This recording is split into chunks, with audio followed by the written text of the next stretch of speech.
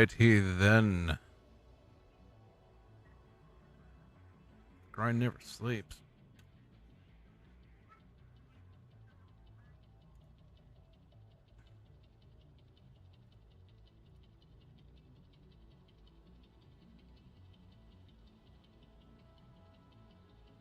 Seasonal characters redacted. Alright, that's where it is. Oh man, we got some shit to talk about. It happened. What a wonderful day. I mean, fuck, man. I'll wait to talk about it. Oh boy. Time to ruffle some feathers.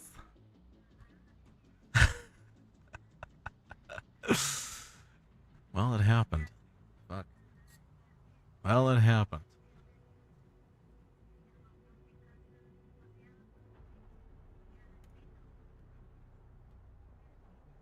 Now's the time to really break the game, and I hope they do. By breaking up gear sets, messing with specialization weapons, breaking down parts, revamping skills, readjusting skills. Time to do that. Adding classified missions that further explain the Hunter storyline. You know, something. It's time. It is time. It is time.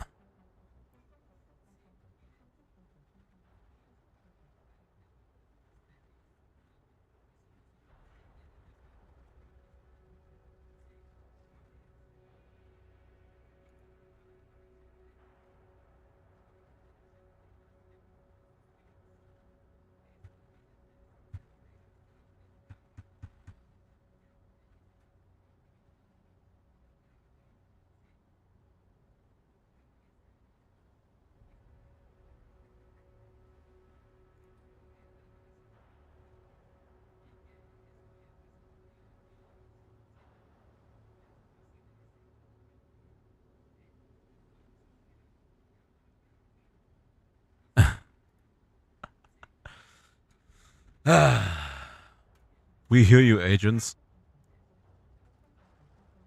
We hear you. A message from the Division 2 team.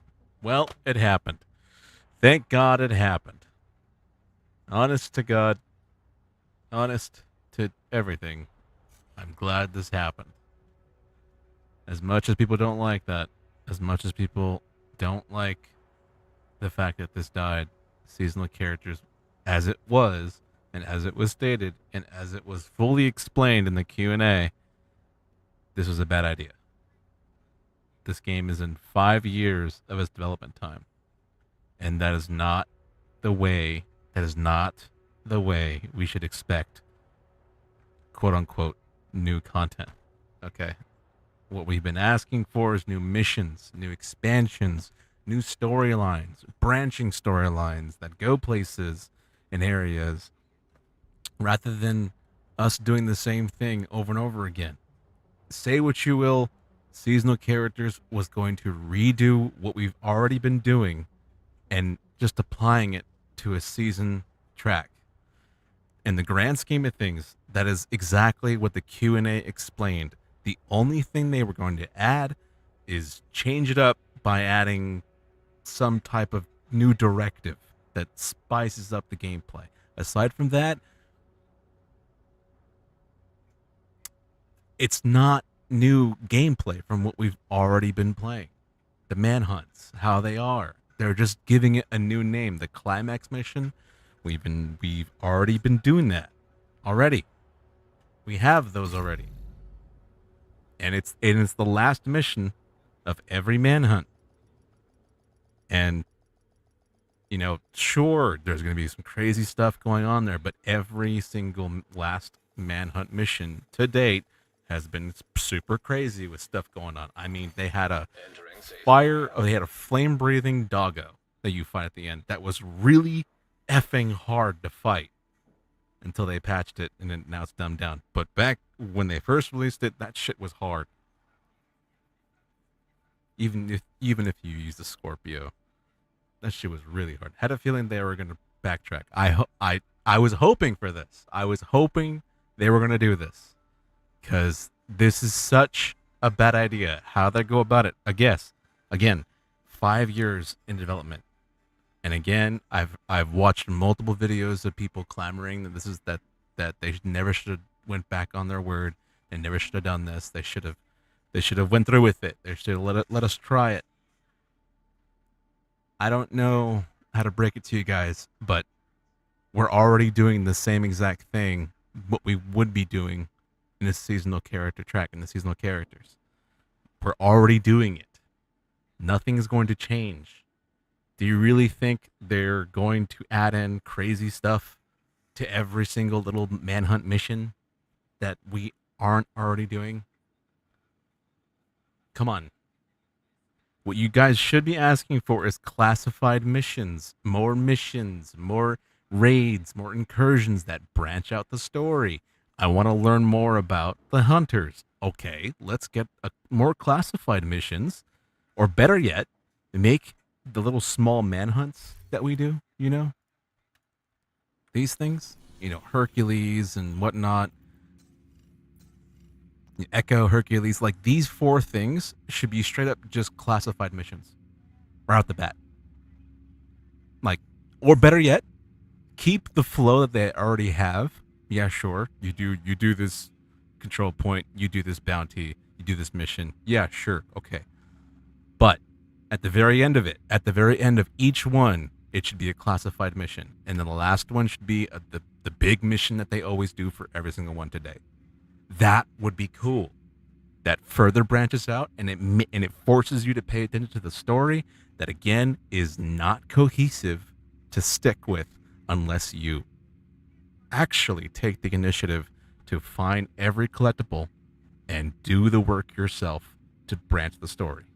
Or you could just wait for NGN to do all the work for you and watch that.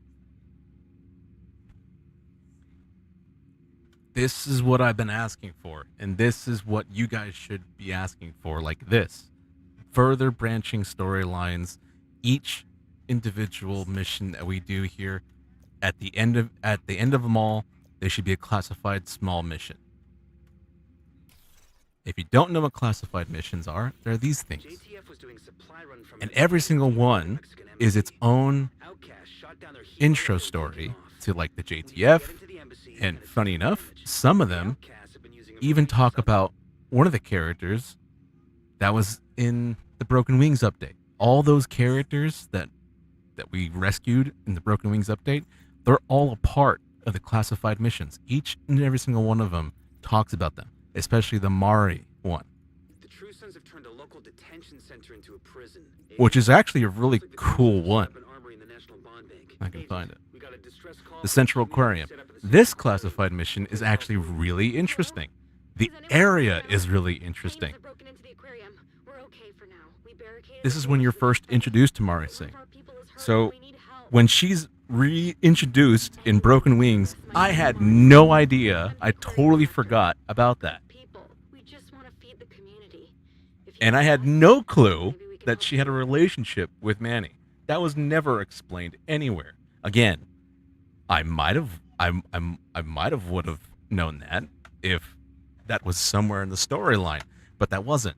Obviously, that was a collectible. That was a comm somewhere that I had to find.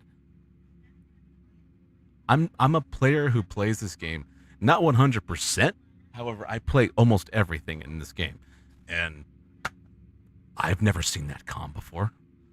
Or maybe I did, and I just don't remember, because that was years ago. Classified missions were part of the first year of this game. So yeah, it would make sense that I wouldn't know what the hell is going on there. It would make sense I wouldn't remember who the hell Mari Singh is. Again, this is the 5th year of the game. So, no. Again, this is what we should be asking for. This right here, this whole manhunt layout needs to be revamped. We need more oomph. We need more gratification of doing what we're doing. Hercules is by far the worst one. Like I'm expecting at least a small snippet cutscene, like it was for the previous Manhunt, where we got each individual one unlocked a new cutscene. Well, not each individual one, but each individual chapter unlocked a new section of what happened to what happened to Kelso. Why is Kelso just randomly walking around everywhere? Well, each one did a pretty good job, whether it was a comm or a very snippet of a cutscene. Pretty much did a good job of explaining what's going on with Kelso, what she's doing. She's following a lead on her own. And then people ask the question, it's like, oh, why is Kelso going on her own? Manny has explained from the very beginning of the game that Kelso's kind of her own woman. She doesn't care. She'll go off mission. She's like she does whatever the hell she wants. She has the division watch. She does whatever she wants. She's all about the mission. I'm gonna go in there and find out what's going on. I'll come back when I get information. That's what Kelso's all about. Does a pretty good job of explaining that.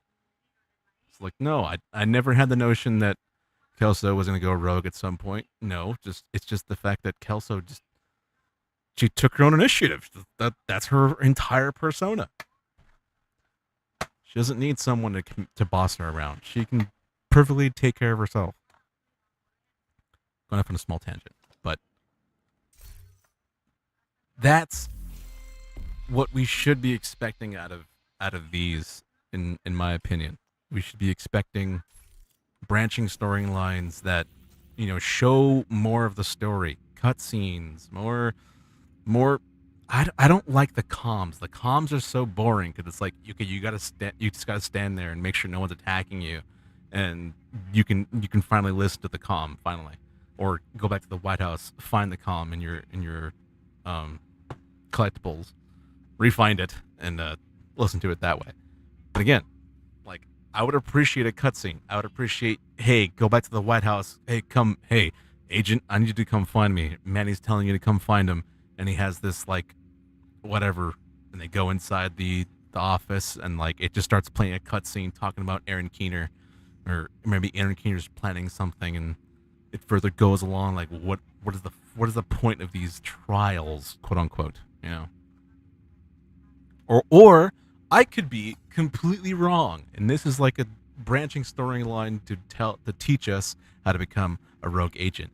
And who knows? Maybe not in this game, but in Division 3, maybe they unlock a rogue faction where you can not only play as an agent, but you can also play as an rogue agent. Now, I actually got that idea from, what's it called? What's his name?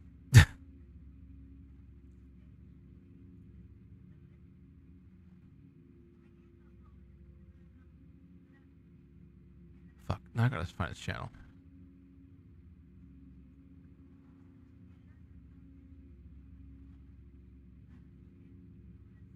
Hold on.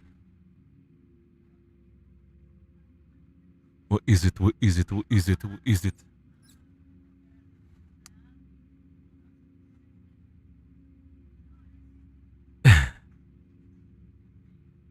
I actually have a really strong opinion about his take on the seasonal characters. Why this take was a terrible idea. Where the fuck is this channel? Oh my god.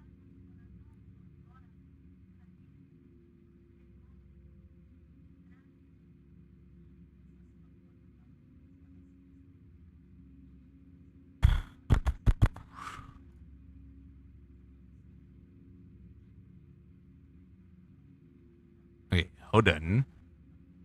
What is it? Where is it? Where is it? Where is it? Where is it? Where is it? Where is it? Where is it? Where is it?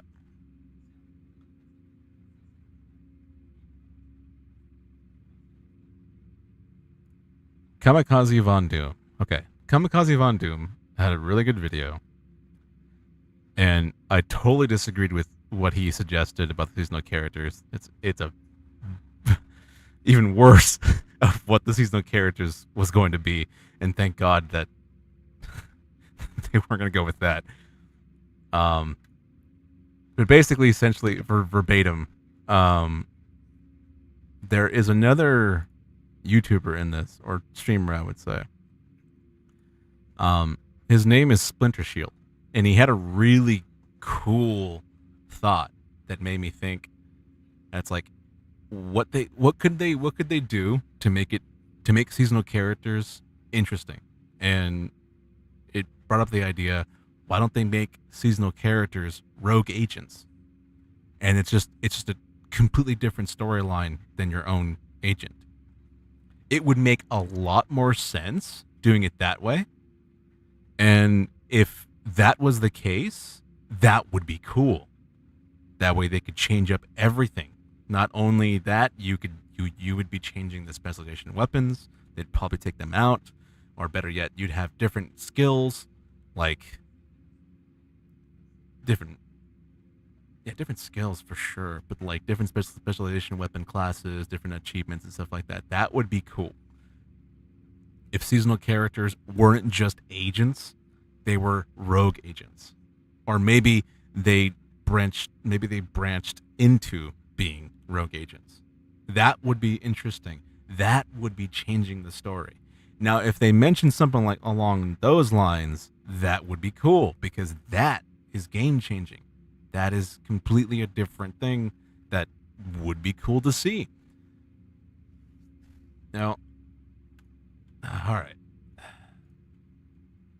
I didn't agree with Kamikaze Von Doom's take. However, in this video, he has basically like a podcast type thing with Lieutenant Buzz Lightyear himself and Splinter Shield.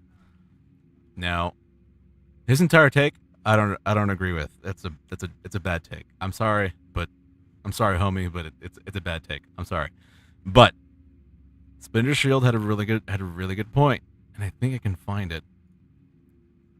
Maybe that's created like a lot of toxic climax mission.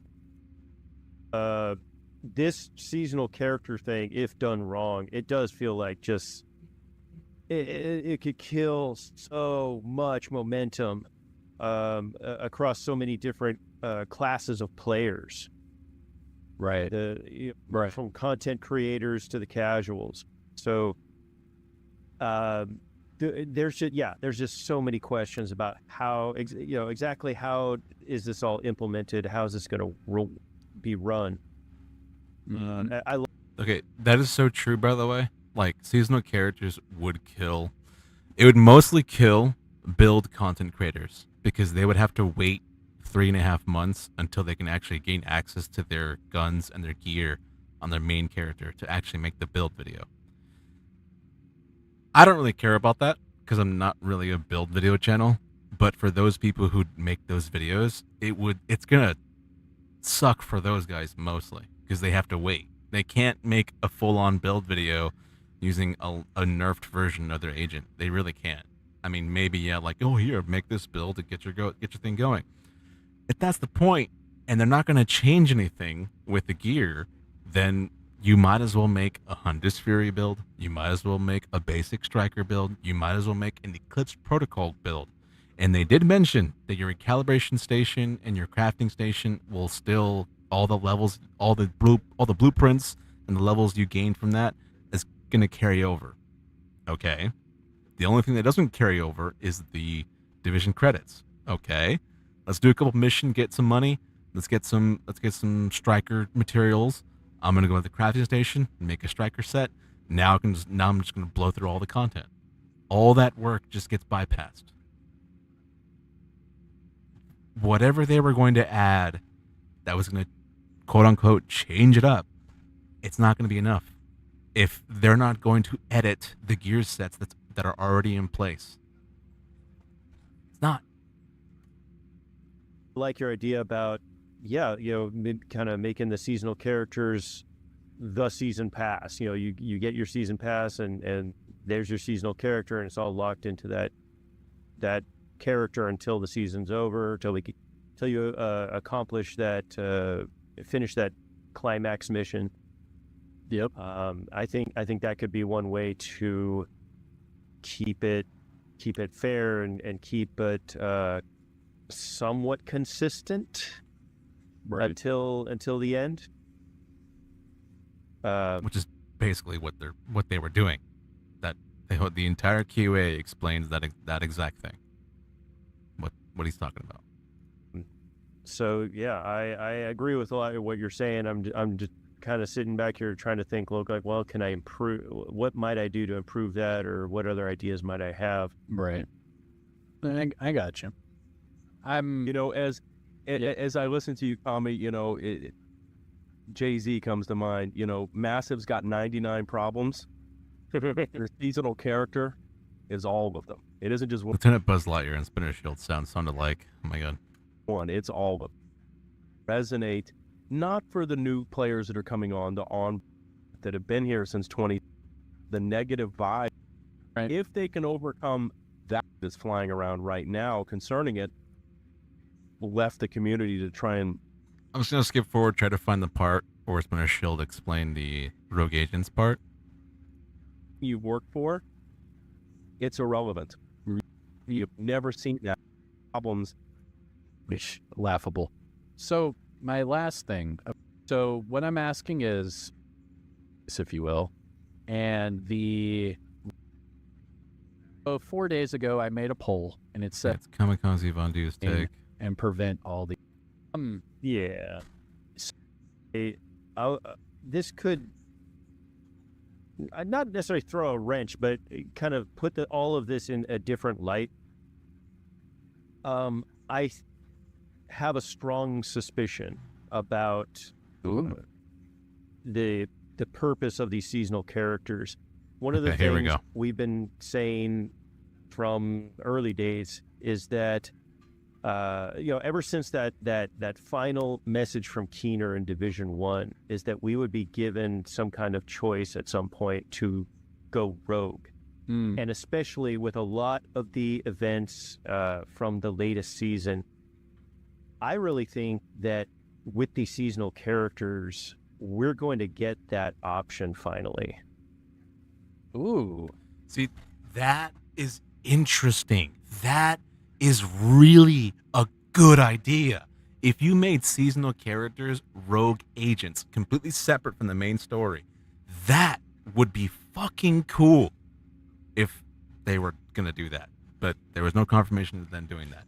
So far, what we got from the Q&A, and the Q&A, again, the Q&A explains exactly what they were going to implement and what they were going to do and what they were going to put in the game. So, for anyone that thinks that we don't know what to expect, the Q&A does an excellent job of explaining everything they are going to apply. And it applied nothing game-changing. It's the same exact, in the grand scheme of things, it's the same manhunts we've been already doing. We just have to wait for the missions to come out again. And then you get the climax mission again. And the only thing different is some quote-unquote new directive, which is basically what their, I don't know, what's their buzzword they use? Shit.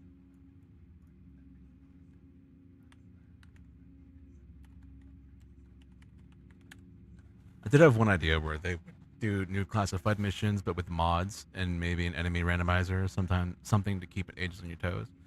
That sounds something similar to like how Summit was back then before they nerfed the hell out of it. And that would be interesting. But then again, why did they nerf Summit? You know?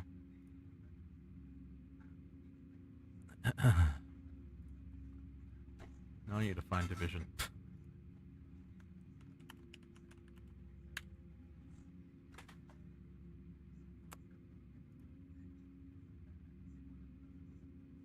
Okay.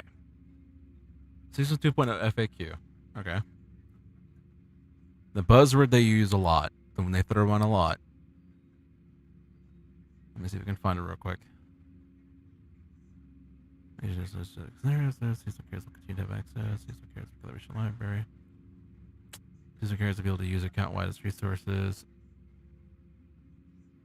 What do they call it?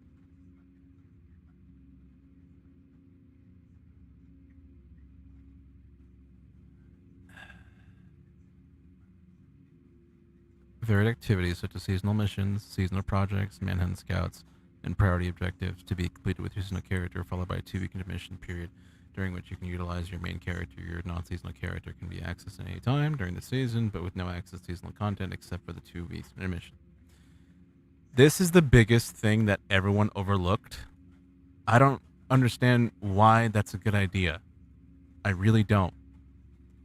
Why do you want to be forced to wait 3.5 months to finally use the gear that you earned through using the seasonal character?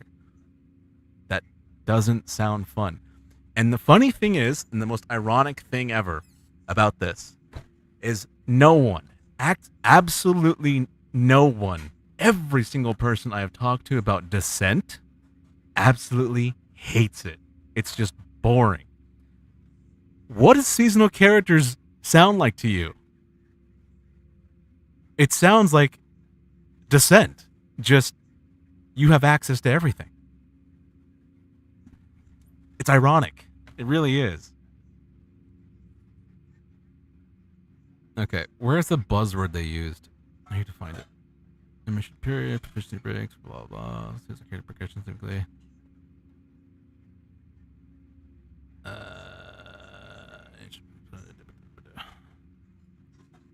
Need to find the buzzword.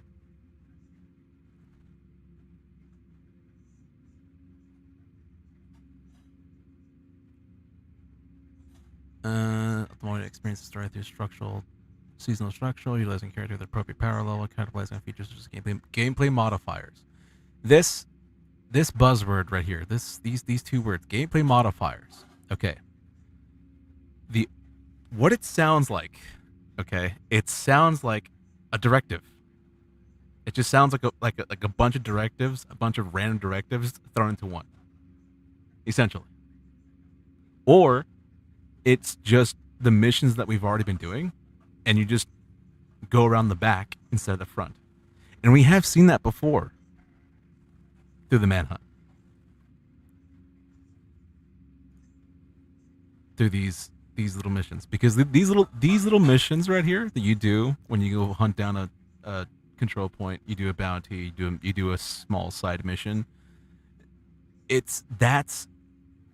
That's mainly going to be affected by the gameplay modifier. That's what's going to be affected.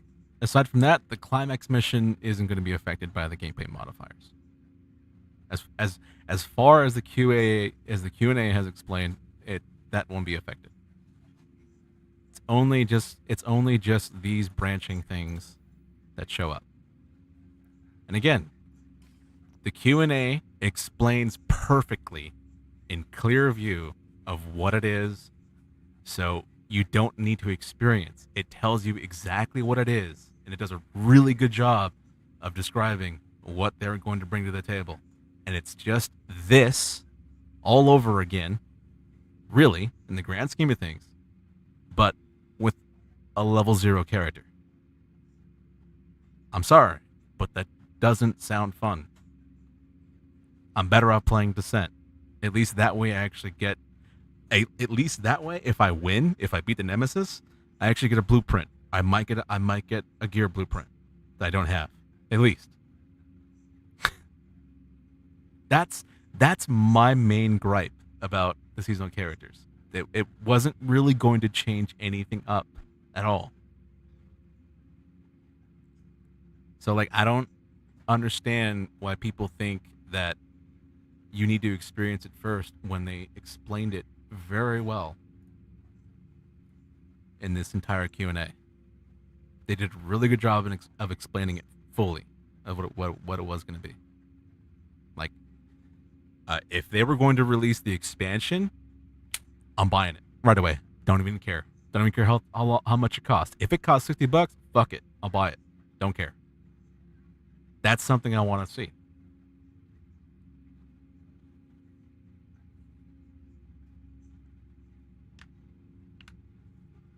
You know, like, and the classified missions idea, that is a gameplay modifier. If they were to change these instead of hunting down, like, it would be cool if Echo, all right, you do your thing, right? You do the cinder block, you go do the district union area. When you go do when you go do DUA, it's the same DUA you've already played. Nothing's changing about it. It just has the yellow icon over it. That's it. Nothing else. Which is weird because in Broken Wings, or in one of the other manhunts that we did, it actually did change the mission. Different comms were available. But I don't know, maybe they were pressed for time, maybe they just didn't want to do it, maybe add it in, or maybe this is Aaron Keener's way of just like, I'm just testing you guys out. I'm not going to change anything up.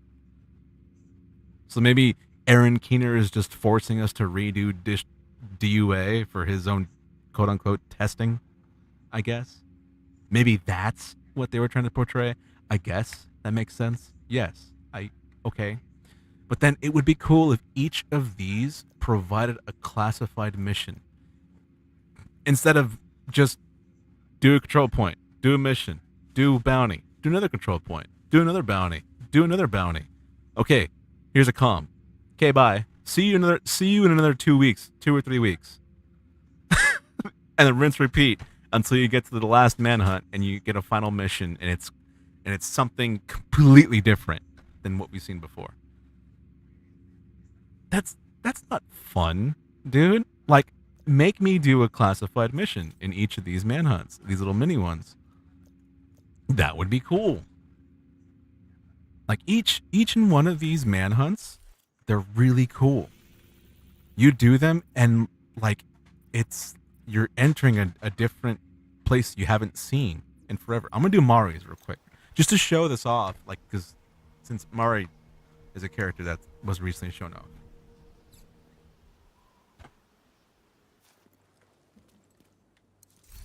All right.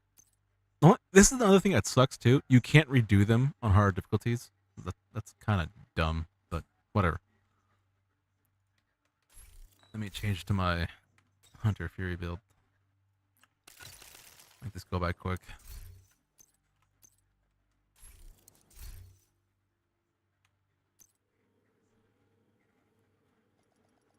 Like if every single trial, the 4 trials that we get before we initiate the climax mission, was like this at the end of them, I'm all for it. That's cool. But we never got that. And again, the Q&A explained perfectly that it was just going to be what we're already doing. Just maybe something different. Who knows? Patching her through now. Hey, this is Mari. The hyenas broke in and I've been fucking with our equipment. We locked ourselves in the cafe. We're okay for now, but we cannot afford to lose the fish farm. See, Mari Singh is already talking to me. We're already engaged with the characters. I know who I'm trying to rescue. Alright, I'm gonna do this, do all this shit, whatever. Like, look at this place too. Like, it's completely different from what we've all seen.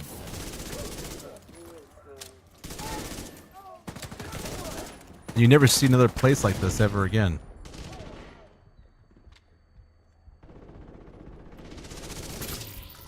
Like, look at this place, dude. This is cool.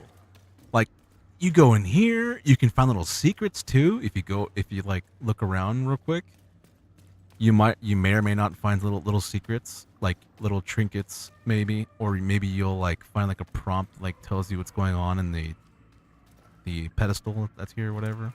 No, this is really cool. You never see stuff like this again. Open the door? No, I cannot. So like that is cool. I want to see more stuff like this. Changing stuff. I want to see new areas, new missions that keeps me engaged with the story. That's my issue. Seasonal characters wasn't going to do that.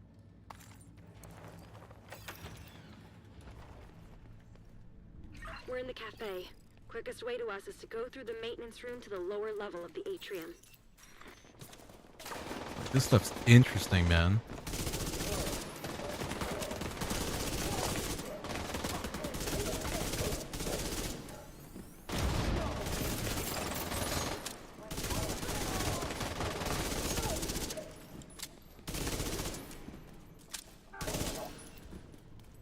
So now we can go around and explore. This place looks interesting. Mari Singh is walking me through the area. She's talking to me. Save the fish farm. You know, she cares about the aquarium. She wants to fish it. She wants to save it. And she's doing this because this is actually a good source of a food supply. So yeah, that makes sense. Yeah, I should probably help her. It's now like little secrets like this. You follow the line. And it goes over here. And it branches out over here. Okay, so what's going on here? Why do the wires lead over there? You'll need to go to the There's something filtration over there I room gotta to get the shoot. system back online. Ah, really interesting, right? Stuff like this. See, I can see Mara Singh over there. She's chilling. And look at this place, dude. It looks cool. Like, you can go, like, you can see all that. It's all water. It's all caved in and stuff. You got the reef down there. You got all this stuff going on. You never see stuff like this ever again.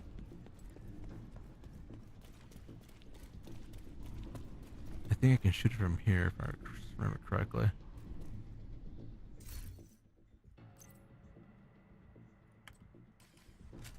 Let me see.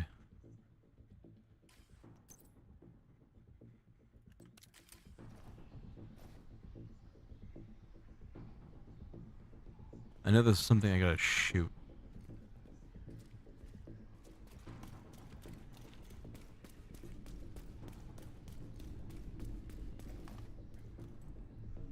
Wires lead over there. I don't see it.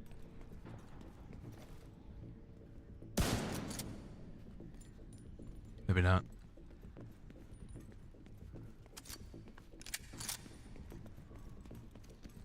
What's also cool about these areas too, it's like if a person who hasn't played this, they're gonna be like, "What the hell is this place? I've never seen this mission before. I don't remember this mission."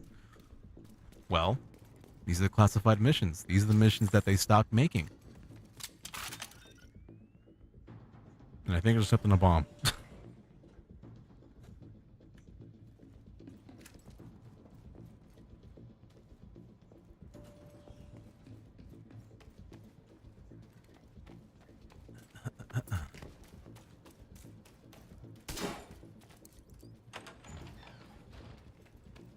It's like stuff like this is interesting. I don't know why they stopped making classified missions. It's such a cool concept for the branching storylines. No, doesn't look like that.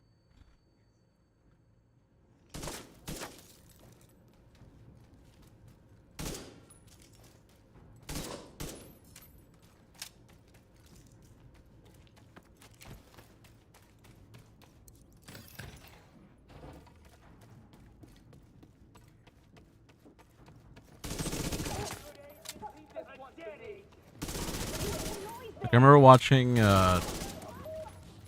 whatchamacallit. Someone was playing through this, and then I totally forgot that this was a classified mission.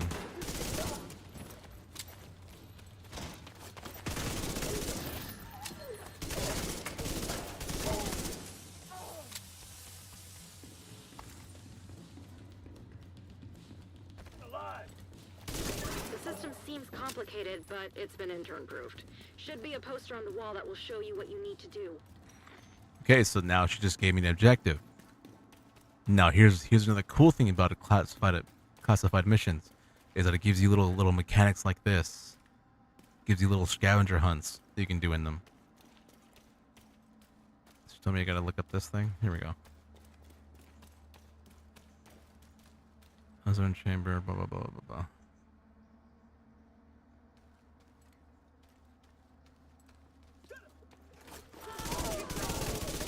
See, and while you're trying to figure out, you're also being attacked.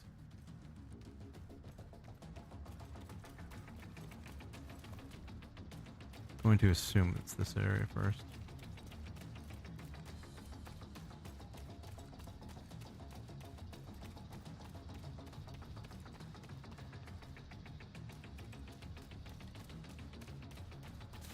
So now I gotta figure out what's going on here.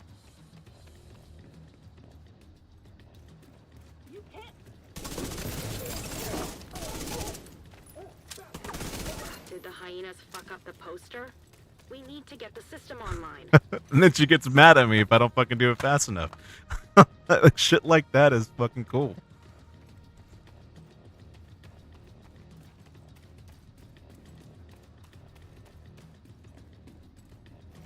Okay. I need you to activate each part of the filtration system in the correct order. Just follow the poster. Pump controls.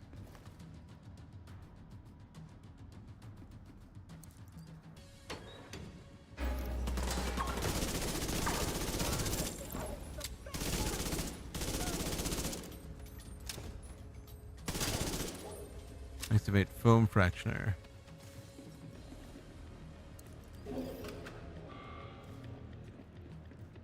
Activate ozone chamber.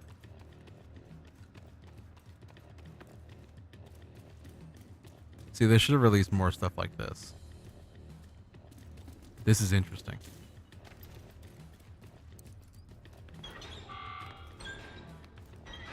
And they're not even like that big of missions. They're very short and sweet. But again, further branching storylines. I'm actually learning who Mare Singh is. Which, if you don't know, is one of the main characters we save in Broken Wings.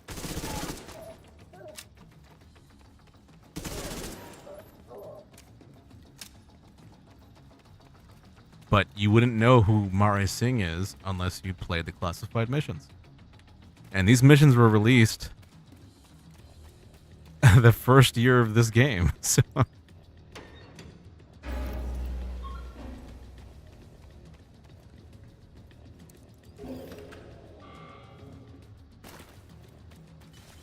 kind of hard to remember that because we're in the 5th year of development now.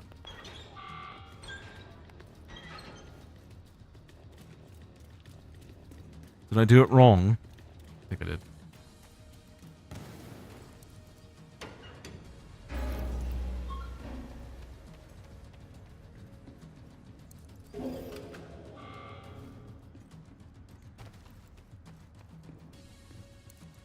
Nope, I'm doing it all wrong.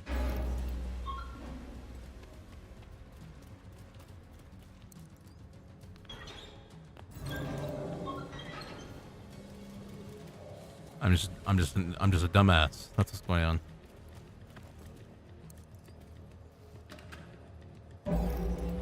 There you go.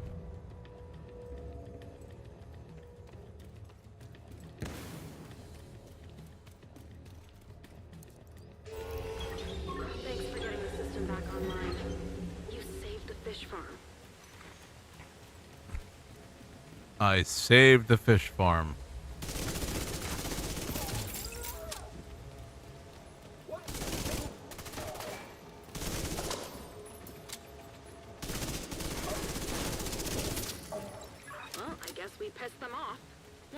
Just came into the atrium. And you see, this also correlates to Mare Singh's character too, because when you rescue her for the first time and she sees Manny, she's like a total fucking just mean to Manny, and just like, Jesus Christ, like, you went out with this thing. That's what I'm thinking. But it's like, okay, if you played this mission, you would learn, no, that's just her character. She's just really angry. And then you're like, oh, it all makes sense now. Also stuff like this, see? It does those little things like this. This is what I miss. Old school Division content like this. Little small things. They're really not worth your time, and they don't do anything for you. But it's the small things. It's clear that yeah, there was some thought into this. Which is why I wish manhunts, all the little trials you do, the 4 manhunts you do before you do the final climax mission, was leading to a classified mission. I wish that was the case. That would be interesting. That would be cool.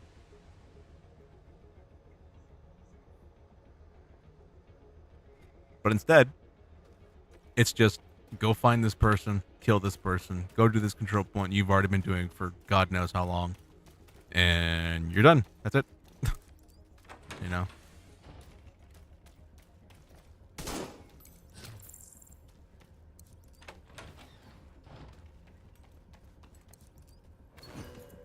This is what we should be asking for in terms of like seasonal characters. This stuff like this. Can I open that?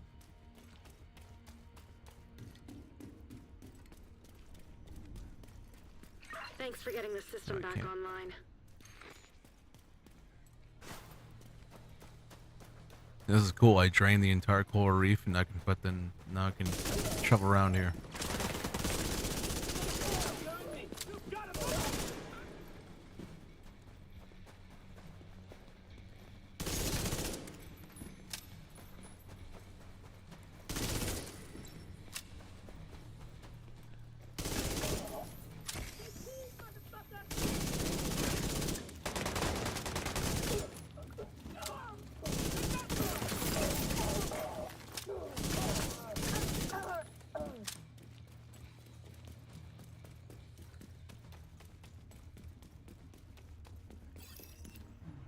More hyenas headed your way. I mean, they can try.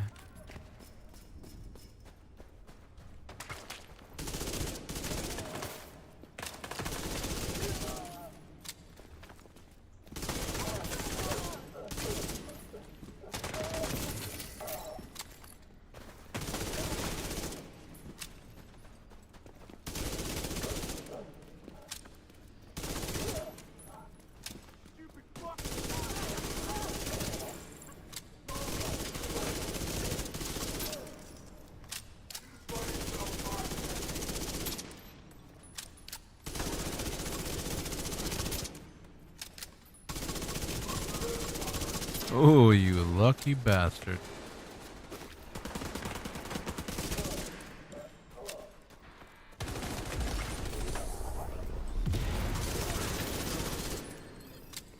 I think you got them all.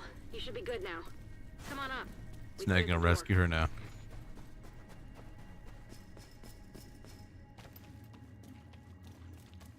Reach the civilians. I wonder who the civilians are.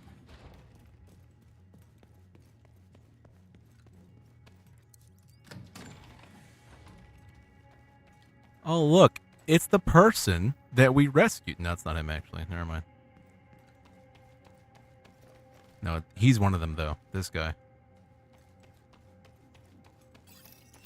Thanks for your help.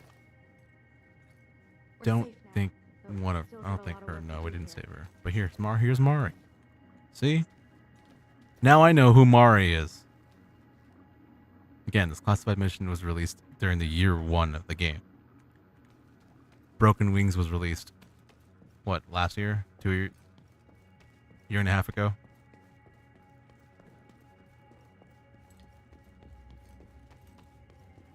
That's probably my biggest issue with Broken Wings, the Broken Wings update. It's like almost half of those characters, you don't know who they are. And again, it's only because if you didn't play the classified mission. Or play the classified missions.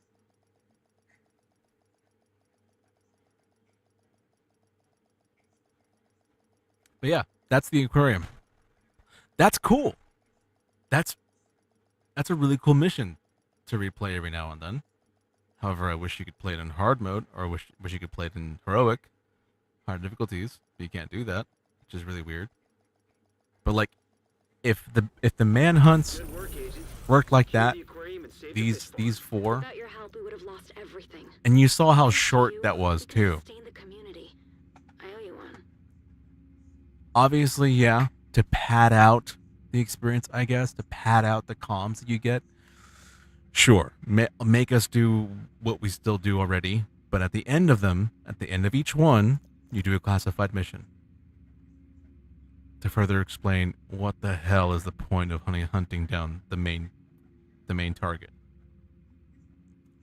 You know what I mean? Something like that. Something creative like that.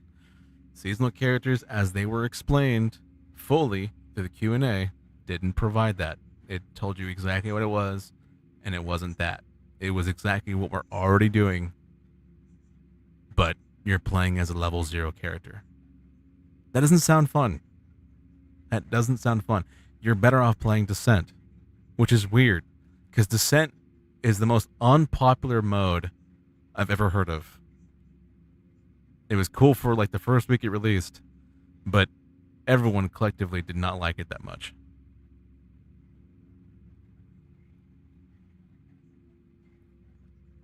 Half the time, people don't even know what the hell it is.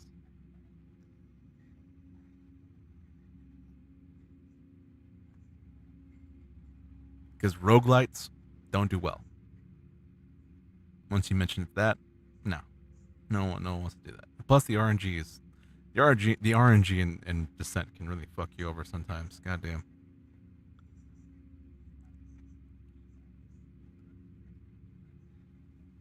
But yeah, that's my take on seasonal characters. If they were to reintroduce it, you can still do the thing that they were trying to do, except make it worth it. Make it worth it for us to do it. If we're not going to play as a rogue agent, what's the point? If you're not going to start doing where each individual one is game changing in the sense where it's like a new mission entirely, what's the point? We're already doing that. Why do you want to do it again on a level 0 character? And you have to wait 15 weeks.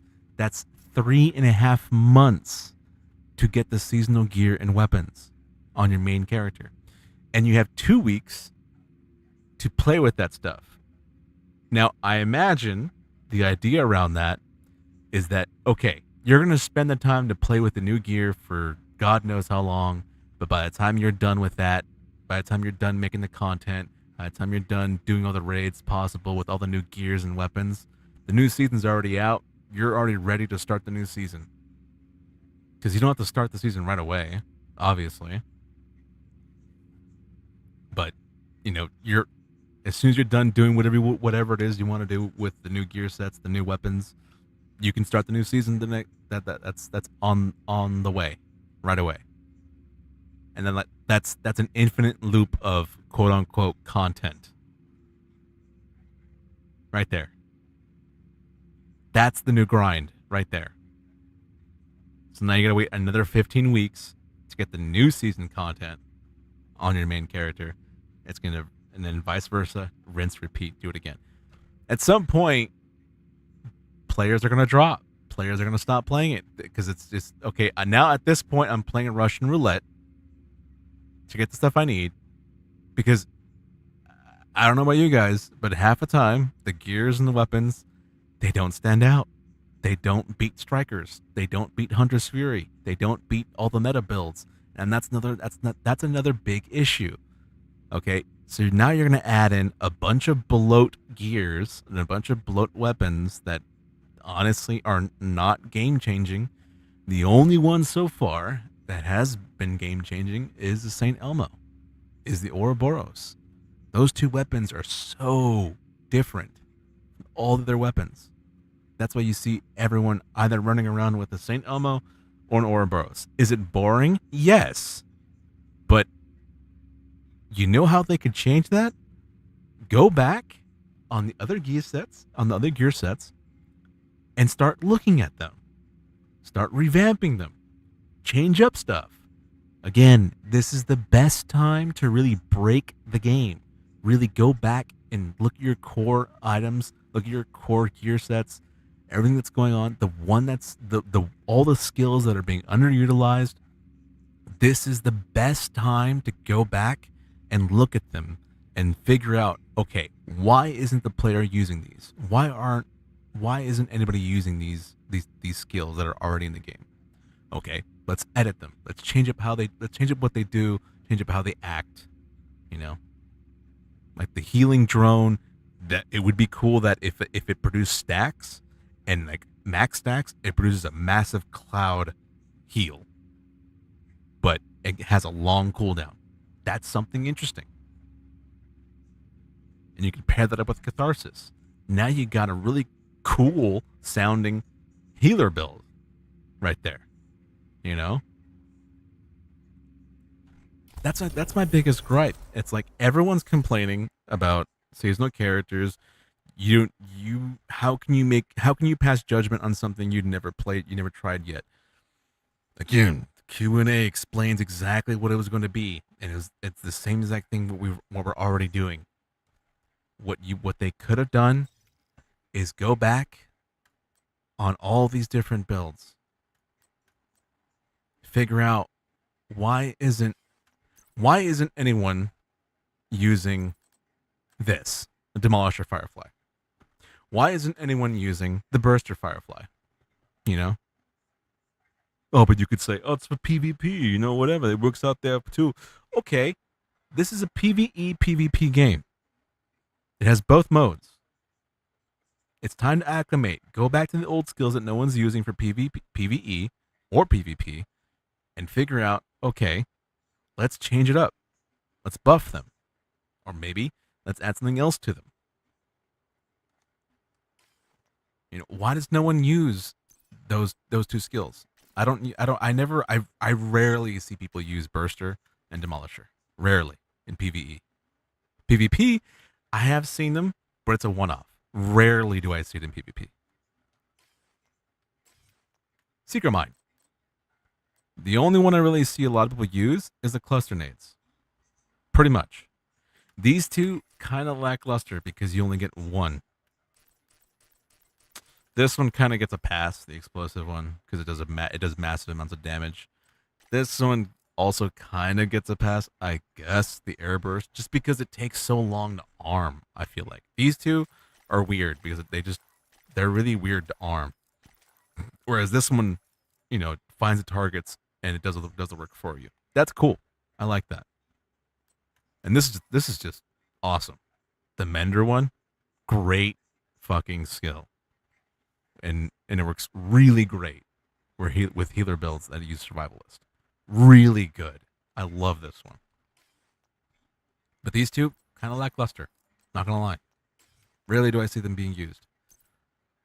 This one's kind of iffy. The recon drone, yeah, it provides pulse, but at that point, why aren't you using pulse? You know?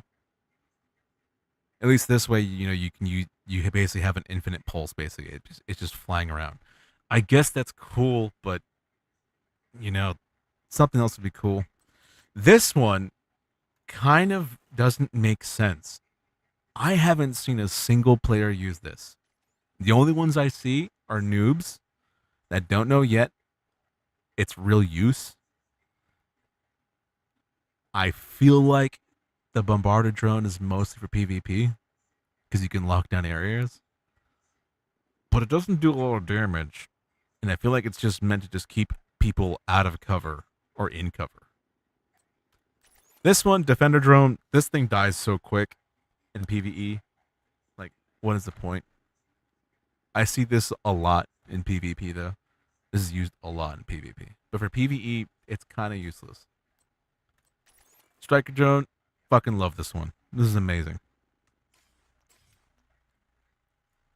All right. This one I can't stand that they nerfed. The deflector shield. It's not the deflector shield they nerfed themselves. It's actually the gear set that helps this thing that they nerfed. This thing is cool. I really like this idea. However, every single time you pull it out, it's like the enemies know that it's deflecting, so they just stop shooting at you. So yeah, that makes sense. Obviously, yeah. But it is a cool skill, but rarely have I seen it being used. Like, those are things that they should be working on. They should be figuring out. Why is no one using this skill? Why is no one using this gear set? Why is no one using this specialization weapon in this certain way? You know? And there were talks they were going to do a specialization weapon class revamp. I don't know why they scrapped that. That sounds interesting. that would have been cool to see. And again, the game's in the 5th year of development. This is a great time to really break the game, really break skills, break weapons, make them overly broken and figure out what works and what doesn't. That way, when Division 2 comes out, they know what's fun, what's not. Let's work on it, make it fun for the player. But instead, we get stuff like this. Breaking Point. It gives you 25% rifle damage, 25% marksman rifle damage, and it gives you 30% headshot damage and 15% weapon handling. On Point, this skill is a poor man's striker build for rifles. It's really weird. I don't get it. In some cases it does work, but not really. You're better off, again, using strikers, or you're better off using Hotshot with Determined and Chain Killer. Oh, look, I already have that. And I only use 2 of them just because Hotshot's 4-piece skill, it is cool. Yeah, you get 10% armor on kill. That's really cool. However, why would you give up that for more damage? And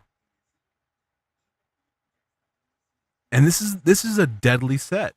And this is the most basic bitch set, in my honest opinion. It's Determined with a White Death and Chain Killer. I'm not even using the perfect headhunter. I'm just using a regular one. And it's still fucking wrecks. And I still got, what? How much headshot damage? 366 headshot damage. That's insane. That's crazy. And I could definitely give it more by using that one backpack that gives that one headshot. This one. Concussion. It gives me more headshot damage. That's really good. Or maybe use Vigilance. But now I give up these 2.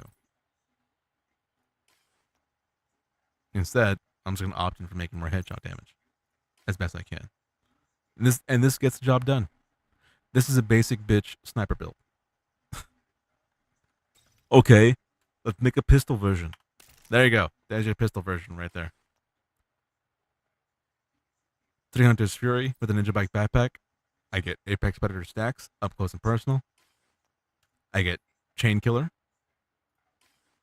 I get also pistol damage with Douglas and Harding and the 20% headshot damage buff. And boom, D50. This should have been headshot damage with Determined. Another. This is the most basic bitch of pistol builds. Does it work? Yes. Is it amazing? Yes. Does it get the job done? Yes. 110% it does. However, if you want to make it really interesting, use a Regulus. Now this is fun. Also really hard though.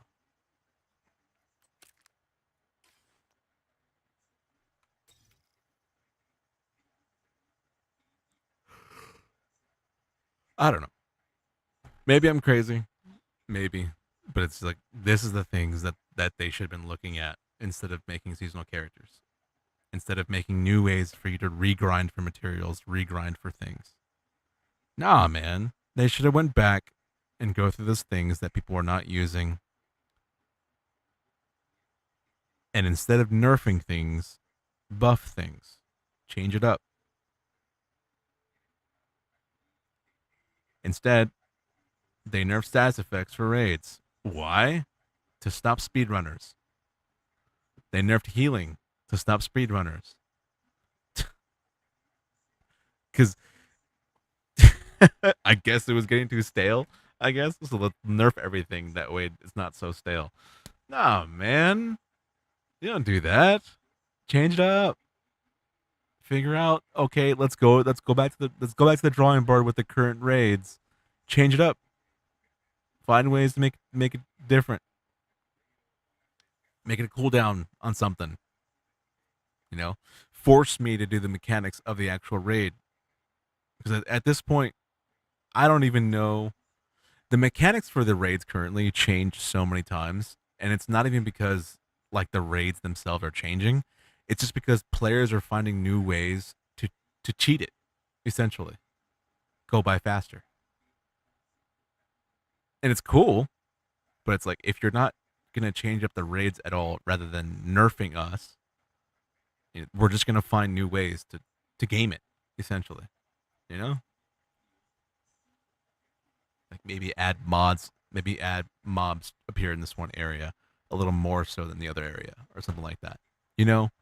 Force players to change it up rather than just nerfing our gear. Or go to the gear that people are using and figure out why is it so strong instead of just outright nerfing it.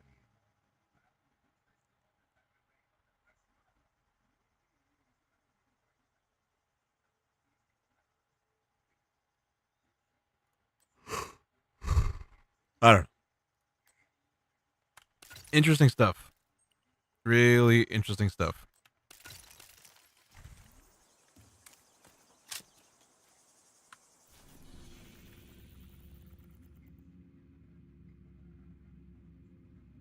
Oh, they're on a cooldown?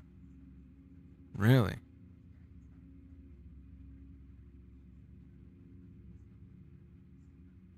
Well, that's interesting.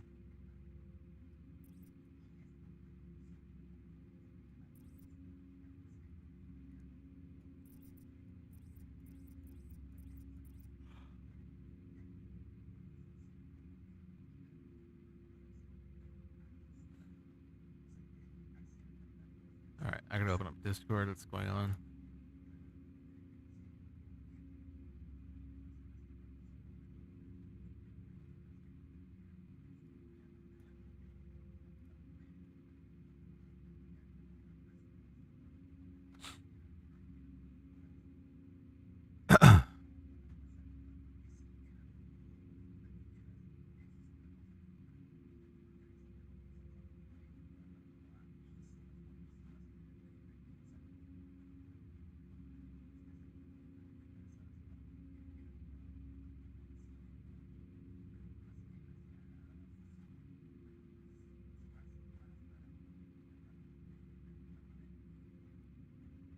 Man, we talked a lot. Talked for spoke for a full hour about seasonal characters. Again, if anybody has questions, I mean, if anyone's watching, by all means, ask away.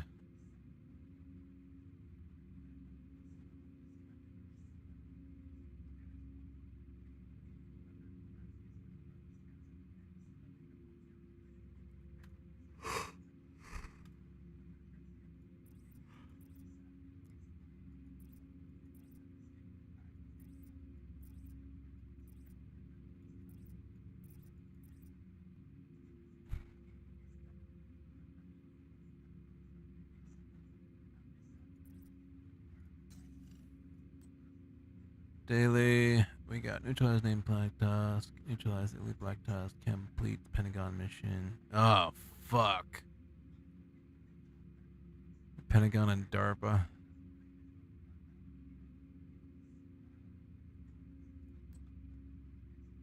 Title based mission difficulty. Fuck, dude. I don't know about that.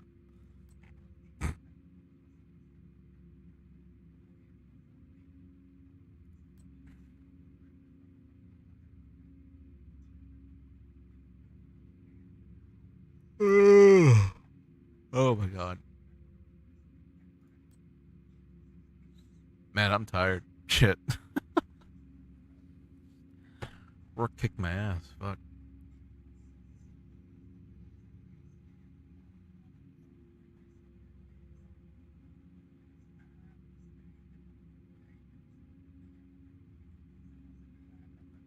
Fuck, man. Seasonal characters. Love it or hate it. If they just made it different, where like you were rogue agents, for example, that would be super cool. But that wasn't the case. And as much as it might have been cool, I guess, to some extent, it's just people, I don't think, me personally, I don't want to restart from zero again. I really don't. I really don't want to do the manhunt from zero. That just doesn't sound fun. I'm better off playing Descent at that point. You know, like,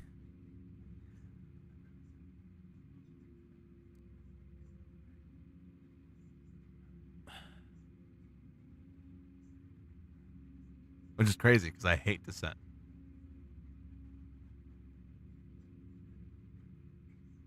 Descent's really boring. And they thought, well, let's turn that into the actual game mode. No. Please don't. Please don't. No, give me new areas to explore. Give me new missions, new expansions.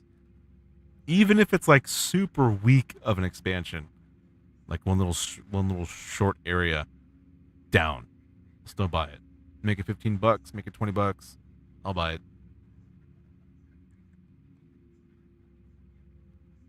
Or better yet, make a new mode that's like a zombie mission or some shit. Oh, dude. What if they changed Kenley College? What if Kenley College had different missions than what it already provides? That would be interesting. Change that up. Or better yet, add the zombie mission that they teased years ago when they first released the Resident Evil collaboration. There was a small snippet of a tease called Operation Nightmare. And it had something to do with Kenley College. Something was going down at Kenley College. Maybe the Resident Evil content, the apparel items were locked behind Kenley College. That would have been cool to see. Like a one mission every year you get to experience for a month or a week. And it's a zombie outbreak mission. Just a spin-off. Something fun. Something crazy like that. That would be cool. And it has nothing to do with the story. Nothing to do with Tom Clancy. It's just a one-off experience you get to see every year once. That's cool. But no, you didn't get that.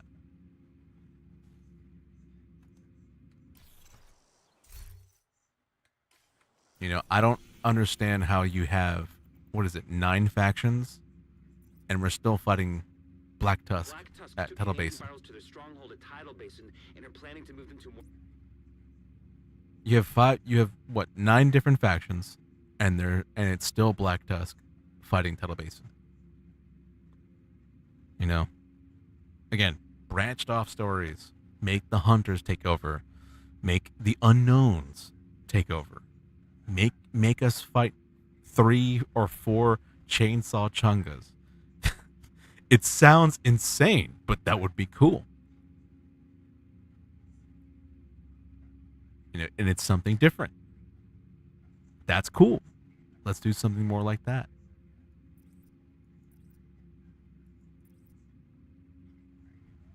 Or give us like a different summit where the summit changes every year. Or it changes with the season. Instead of seeing Christmas gear everywhere, you start seeing Halloween stuff. You know, you start seeing other stuff. Kenley College, instead of making it Outcast, why not make it a different faction altogether? Different story. Have Kenley College branch out to something else. I don't know. Something random. The hunters are taking over it. The unknowns somehow found a boat to find Kenley College. Agent, we need you to investigate what's going on over there. You know? Or save a civilian that's trapped there and he's being held hostage by a bunch of True Sons. I don't know. There's so many things they could add here besides seasonal characters. There's so many different things that they could do.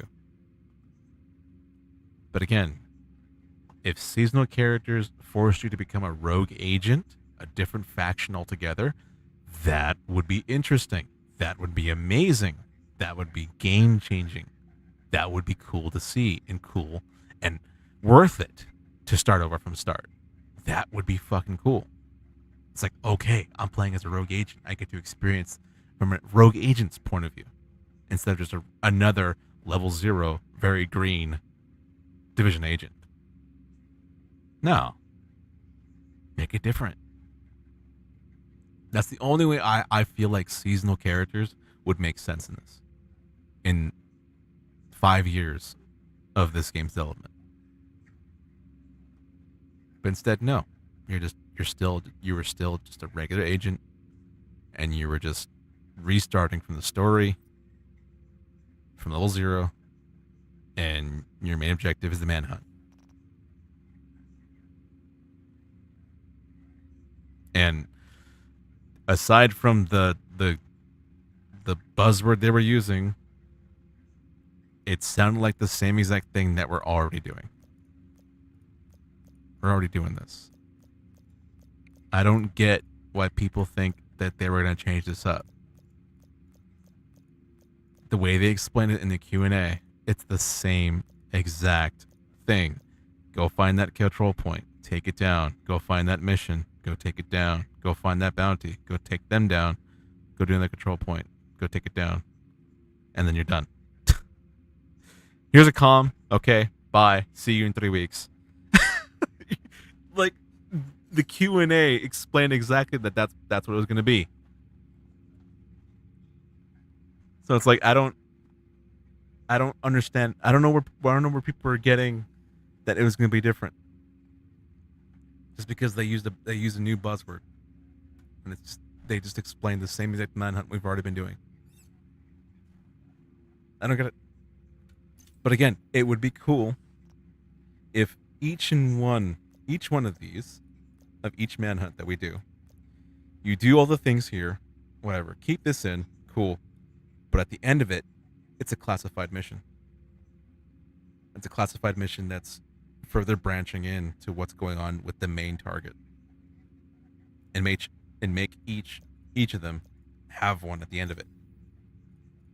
And these classified missions are short, by the way. Like, really short. They're like 4 rooms, 4 or 3 rooms you pretty much go to. So I don't know why they can't just do that. Open up an area over here, a new area somewhere. Just pick a random spot, or better yet, you could use these areas, the contaminated zones that you never go back to. You get what? 1? You got 2? You got... Where's the other one? You got... Where is it?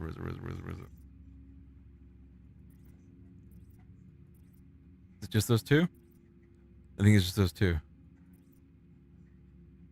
Yeah, you got 2 contaminated zones. Okay? 3. I stand corrected. There's 3 contaminated zones. Is there a 4th one? There's gotta be a 4th one. I'm just not seeing it. There's a 4th one. 5. There's 5 contaminated zones. There you go. There's your little playpen to add in these classified missions that go along with the manhunt. If they were wanting to go the easier route. There you go.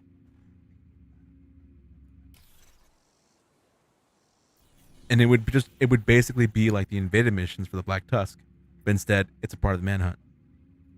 That would be interesting. And it just changes every season. Instead of just these 4. There's the other one.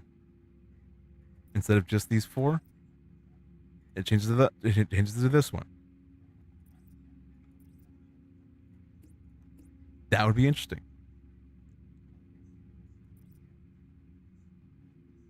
Stuff like that. Because these classified missions, they're so short. It's only like 4 rooms. 4 rooms, 3 rooms, at least, at best. 3 to 4 rooms. At best.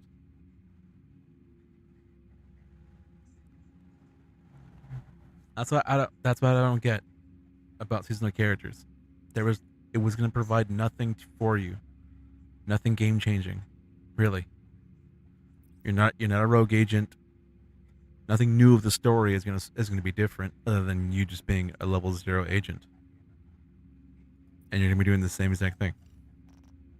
That's already here, that we're already doing on a higher level character, and yet I kind of guess.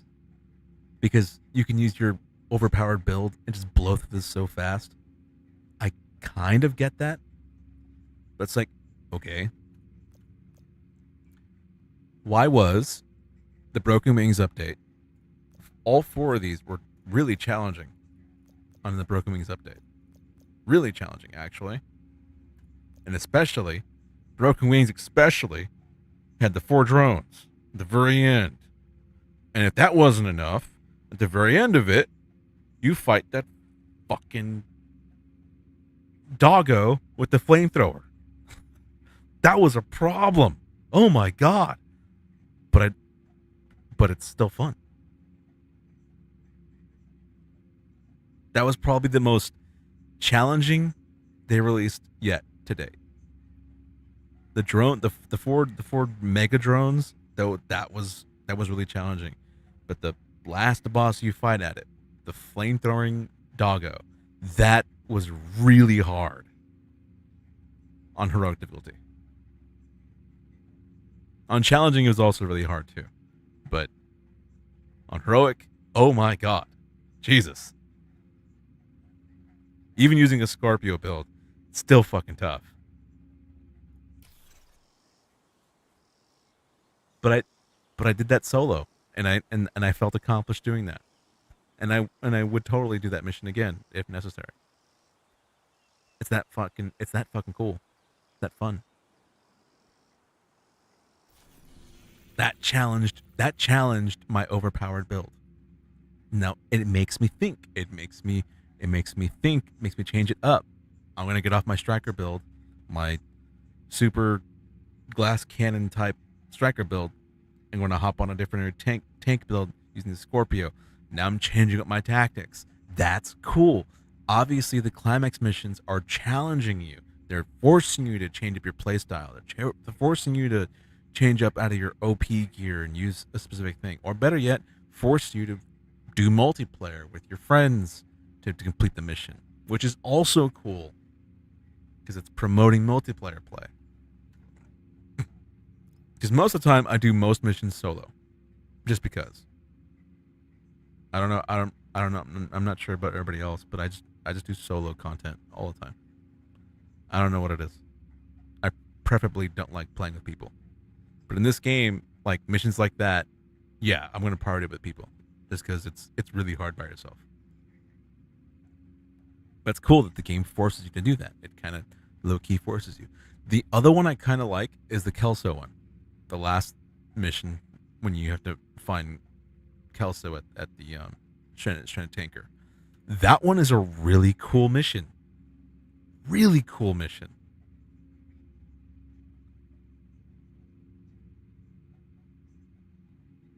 I just don't understand why they can't add something short and sweet at the classified missions to these 4.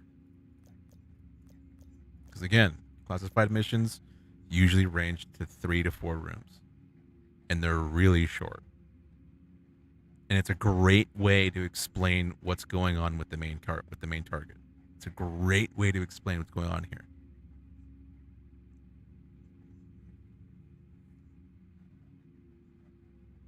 I don't know.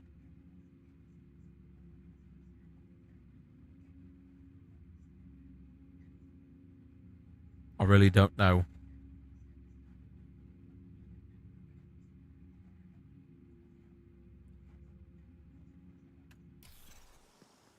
Seasonal characters could have been cool, but just the way they introduced it and the way they were going to go about it, I just don't honestly think it'd be worth your time. As a player who plays this game almost every day, I just don't think seasonal characters was going to be worth your time. It really wasn't. Almost every season, all the gears and weapons have been lackluster. Varying, like, the ones that stand out, and that's, honestly, Eagle's Grasp, probably the only piece of gear that stands out this entire season. And that's bad. That's really bad. Because Breaking Point's here. And the only way I can really think it's worth it is by using 2 pieces. That's it. Unless, and this is the shitty part that I can't stand, because they can't seem to figure out how to fix these 2 skills. using 3 pieces of breaking point, because you get headshot damage, get a chain killer. You can already know where I'm going to go with this, because it has perfect headhunter. And then use the 1887 or Diamondback, actually. Either use an 1887 or a Diamondback, and have the 1887 be determined. Boom. You got a rifle with headshot damage, and it just one-shots everything. It's great. However, that's a boring build. That's a really, really boring build. Somehow, I don't know how you guys did it, you managed to make a rifle version of the White Death. The White Death Chain Killer combo. That's not fun. Okay? Because I'm thinking, using breaking point, since I get rifle damage, I want to use some gun like the very famous and very infamous Urban MDR, like you would in Division 1. Bring it back. Make it cool. Make it fun again. I don't know a single player that uses that gun, besides maybe for a support class or a skill build.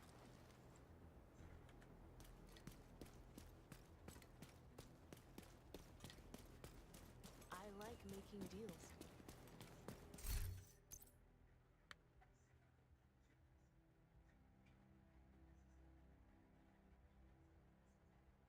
Where is it? 1887, 1886 were determined. Broken. Super broken and super boring. Urban MDR, the classic. I would really like to use this. However, it doesn't even boost it that much where it's worth it. I don't know. Again, like, I don't know why the devs refuse to just go back into all the guns, all the skills that no one's using, change them up, figure out why they're not being used. Why are they being underutilized? Find ways that players want to use those things. Change up the specialization weapons. Change up how they're set up. That's something interesting. And that's something that people have been asking for a while. Not starting over from zero and replaying the game all over again when you can already do that playing Descent.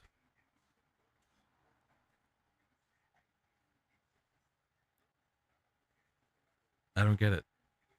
I really don't get it. I feel like I need someone to like explain like their point of view. Like, and I've watched like multiple videos about this, and it's like, and it always comes to the same conclusion. And it's like, I get what you're saying, but in the grand scheme of things, it's not really changing anything. Except you're a level 0 agent, and you're doing everything you're already doing. You're just level 0. That's not fun. And worse, you have to wait 3.5 months to access the seasonal gear and weapons on your main characters. And by the time you even get to really find, and by the time you actually get, by the time you get the time to put in with the new gear sets and new weapons, the new season's already starting. So once you're done playing with new gear, once you're done making your new build that probably isn't really that good, knowing how all these seasons only one piece is a standout, you might as well just start the other season right away. Might as well. At that point, I don't think any player is going to stick around at that point. All the hardcore players, no way. No way, dude. No shot. No one's sticking around after that. It's like, I just completed the first season. the other season's already on the horizon. Fuck. You know what? This game's way too fucking mentally exhausting. I'm gonna go play another game. And that's what happened. That's honestly what happened. Versus Senate came out. Other games are coming out. Once Human came out, and it's kind of like Division, but survival. Kind of. And everybody's playing those. Obviously, the player count dropped. And I was like, okay, well, fuck. This isn't gonna work in the current gaming market, obviously. So let's not do that. Instead, let's give the players what they want. Let's give new content, new places to explore, new places, new missions. Hopefully, revamped skills. And another look over. That's interesting. Which is why for like Division 3, I really hope they give us another faction to play as, and that's rogue agents. Kind of like how other MMOs handle races. Like Guild Wars 2, you can be a Char, and you can be that floppy eared thing. Or you can be a human, you can be a Norn. Where in this game, you have an agent of the Division, or you can be a rogue agent. Now we're talking game-changing things here. That's cool. But that would be a cool tease if they were doing that for seasonal characters. And that was going to be a thing for Division 3. Ooh, now we're talking. It's like, here, this is what we're planning. Do the season pass. We have a surprise. Boom, you're a rogue agent. Awesome. That sounds cool. That's the only way I feel like seasonal characters would work in the current gaming space for this game. You don't play as a Division agent. You play as a rogue agent. That's cool.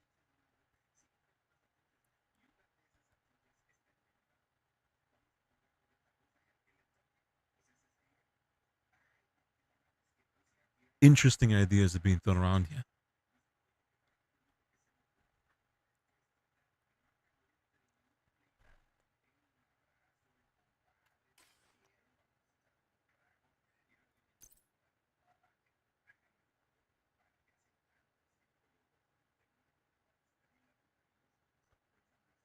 And it's weird too because like Project Resolve changed a lot of things. A lot of things. Like Seska Viorba or Cheska Viroba, you get 90% health on the max one.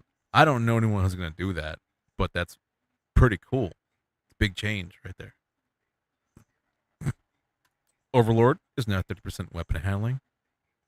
And you can potentially stack that with the new gear set that's out. The Zawadoka. That's you can basically have max weapon handling with Eagle's Grasp. That sounds interesting. You have max reload on every gun. Fuck yeah, that's cool.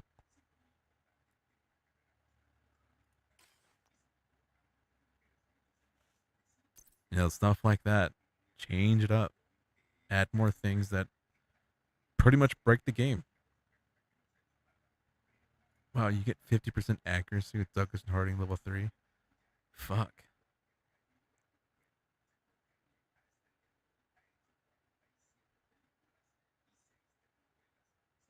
Interesting.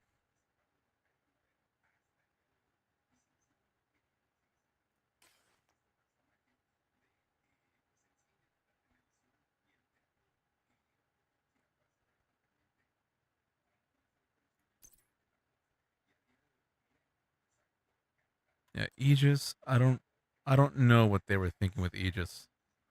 I really don't. When something like what's that gear set called? Foundry Bulwark.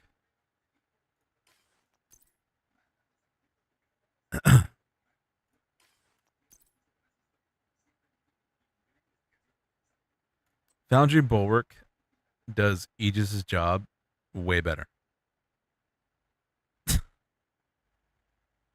Like, I can understand, like, just spitballing gear sets here, but, like, what's the point of Aegis when this gear set exists? Kind of begs the question, like, do the devs play the game? Do the devs play their own game? Like, extensively? Like, do they actually do the raids? Are they paying attention to streams? Sometimes.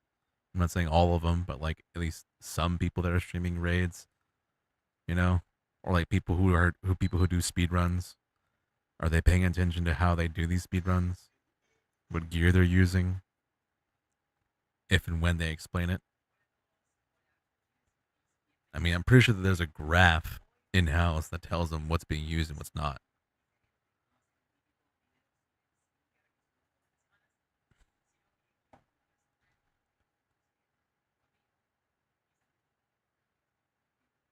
Yeah, I don't get it. I don't understand why Aegis exists. I really don't. When this does its job far better. Because essentially you could just run in front of people, punch them, and they're going to focus you. You don't need the mosquito. I don't get it. I really don't get it.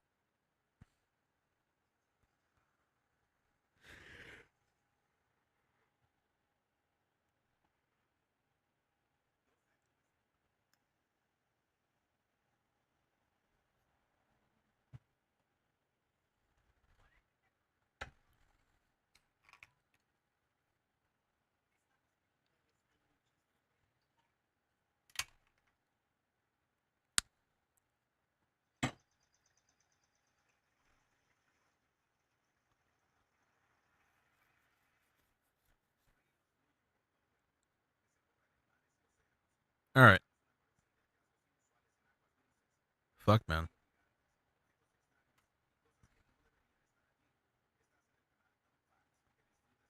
Another thing, too.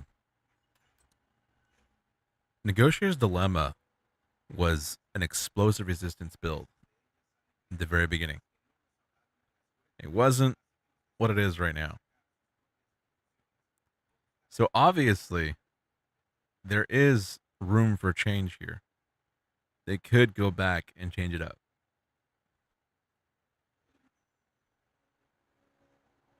But I feel like an easy fix is they would just nerf Foundry Bulwark. That's an easy fix. No thought. Just nerf Foundry Bulwark and call it a day. Which is so stupid, in my opinion. Rather than go back to Aegis and find out, why is this crap? Why is this gear set crap? And I've used this arm set, I've used this gear set in its intended use, and I still can't wrap my head around its use. It really doesn't do a good job that Foundry Bulwark does leagues better. I don't get it. On top of that, you can stack Foundry Bulwark. I don't have the pistol on me with that exotic deagle.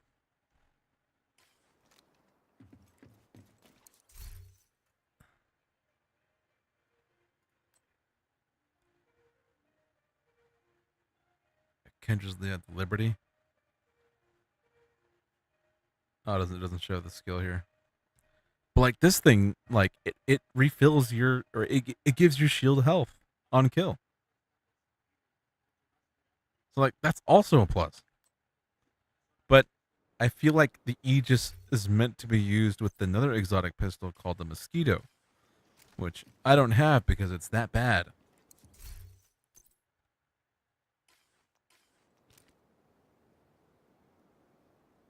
But you have to constantly shoot the enemy and stack it so they focus you. It's like, why don't I just punch them? You know? Why are you making the job of the aggro more harder? Why not just put on the Aegis gear set, if you melee them, they will focus you. Why not just do that? Why go the extra mile with the mosquito? When in this gear set, they could have just put, if you melee an enemy, that enemy will focus you.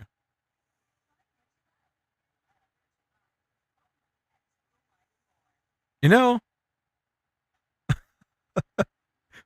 why make it harder for the player with the mosquito that you have to apply, what is it, 10 stacks for the enemy to focus you fully? That's really weird. But again, even so, Foundry Bulwark does that job a lot better. A lot better. Foundry Bulwark is quite possibly the undefeated tank king.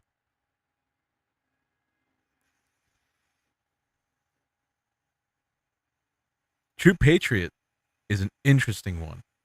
If they buffed the amount here, like let's say amplifies enemies damage taken by 8%, they should make that the same number as a setup instead. So you get double stacked setup opportunistic. That's interesting. So you have to make it a hardcore decision. Do you want the True Patriot buff backpack, which is also a really good one, patriotic boost? It amplifies it. You can either go this route or use a setup with a shotgun. Which one am I going to choose? The setup does how much? Is it 18? 15%. Whereas the backpack for True Patriot does 12 instead of 8%. I might as well go with the setup.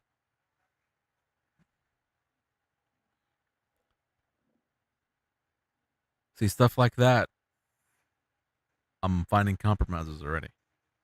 If they buffed this, make it 20, make it 18, actually. Make it 18 instead. Ooh, now we're talking. All right, we're talking some real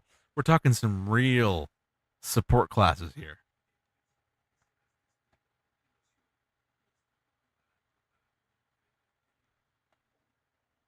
And what does the white do?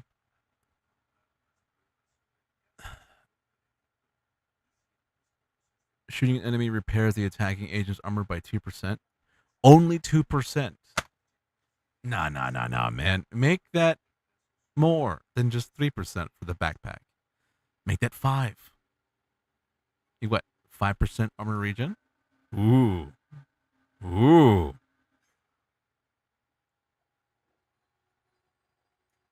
Now, if we do what? 5% armor regen, does that compete with Foundry Bulwark? Yes, it does. I mean, because they both do two different things. This one strictly just refills your armor, where True Patriot does 3 things. It helps out your team, heals you, and also amplifies the damage against enemies. Now we have a true contender for Foundry Bulwark. Stuff like that. That's what I'm talking about. Stuff like that. That's what the devs need to do. They need to go back and find out how to make this worth it for the player. I rarely see people use True Patriot, but when they do, almost collectively, everyone says the same thing. That's awesome. Someone's using True Patriot. I've heard that phrase thrown around whenever I see someone use True Patriot all the time, because it's such a gear set that doesn't get shown love anymore. And I think it's primarily because it's just, I think it was really strong in the beginning, really strong. But I think they heavily nerfed it.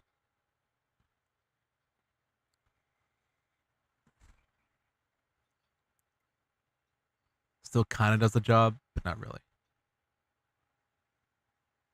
I've never seen the difference, to be honest. True Patriot with shield is so much fun. You never seen a difference? The difference in what?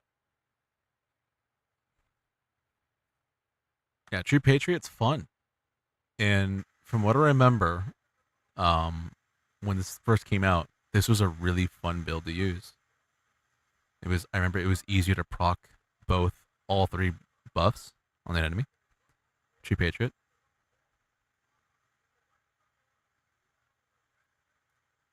I remember it was a lot more easier to proc those, and I think it was a lot more than what we already see here. 8-2-8. Pretty sure it was a lot more than that. But again, it's like instead of using the True Patriot the backpack to give me all these buffs, I gotta compromise. I might have to use the setup for that instead. Where using a shotgun, I can apply 50% more damage debuffs to people. Never really used it. Oh, True Patriot. True Patriot's a really fun build. Or nowadays, rarely do I see people use it. It's actually a really fun support build. Really fun. It's not as good as it was when it first came out. But I feel like you have to like find a compromise, and it's like, do I want to support my team or do I want to be the ultimate tank? Foundry Bulwark, ultimate tank, right there.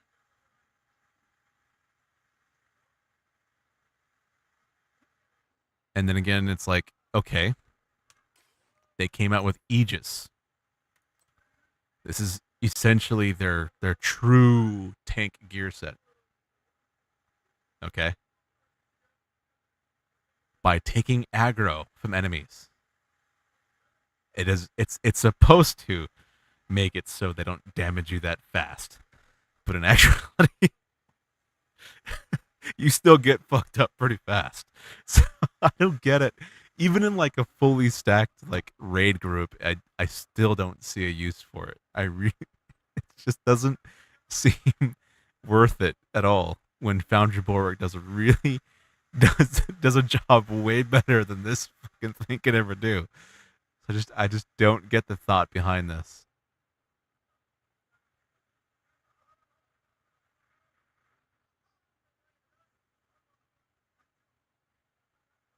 I don't know. This is one gear set I will never understand of how it came to be.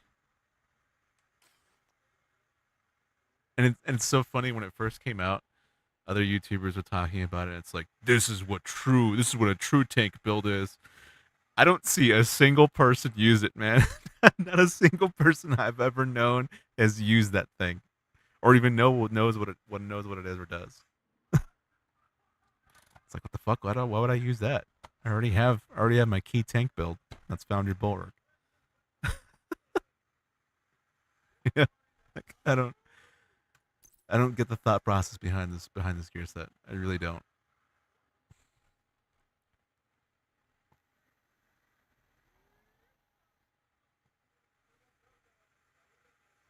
Now that I don't have it, it's like on paper it sounds cool, I guess, but it's only 3% per the enemy that's targeting you, and you get a max deck of 8 enemies. And I guess the damage reduction is multiplied 1.x, where x is the number of your agents in the group. So point whatever how many agents are in your group, that's how much damage reduction you're getting. Like I don't get it. I'm pretty sure you still can't tank a single hit. You could probably tank one hit from a hunter, probably.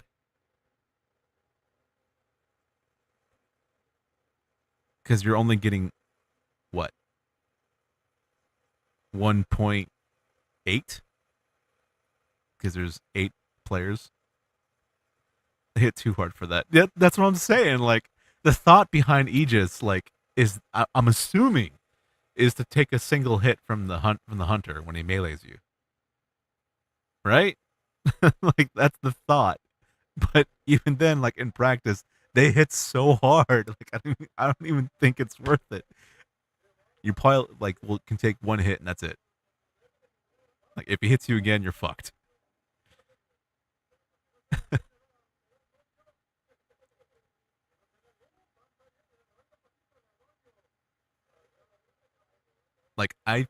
what is it? I made that foamy homie build, and I tried it with all six armor cores, and that's like what?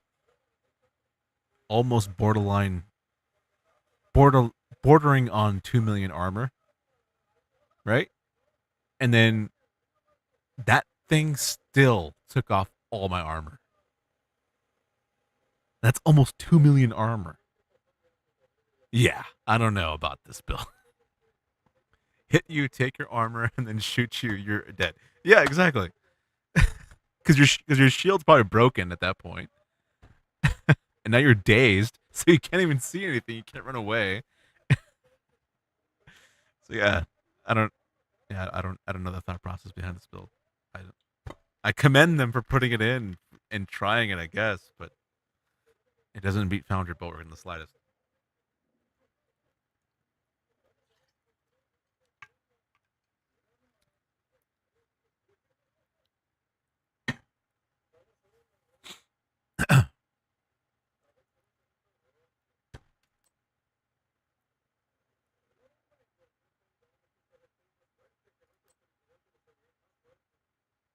What's another one they could take a look at? Ongoing directive. The only thing I would change with ongoing directive is the make different versions of this gear set and then change up the element of this. Instead of bleed, add shock. Instead of shock, add,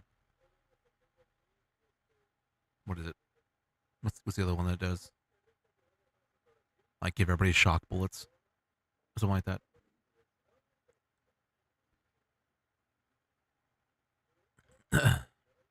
The devs like imagination just blows my mind. Yeah, it's just instead of seasonal characters, I don't understand why they didn't go back to these gear sets that are being underutilized. Breaking Point. This is such a sad gear set, man. Like this could have been good, but this fourth one just doesn't make any sense. It doesn't do much. And the buff goes away so fast, feels like. It's like by the time you get a chance to take advantage of it, the enemies are already either dead or they're moving around.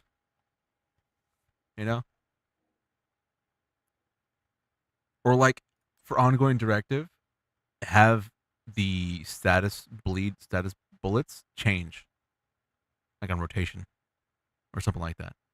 Like if you reach a certain amount of stack, it changes the element of the bullets that you give to your teammates. That's something interesting. And here's another thing too. Okay, there's a weapon talent. This is the one thing I don't understand. I really can't wrap my head around. There's a weapon talent. Okay, let me go to here. Check this out. There is a weapon talent called, it's not on rifles. I know it's on LMGs or an assault rifles. As you can find it.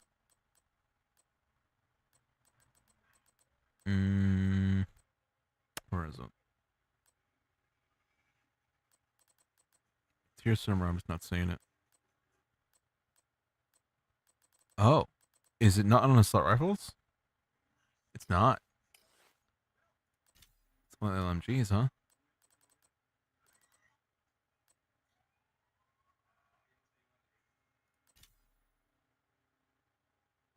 Where is it?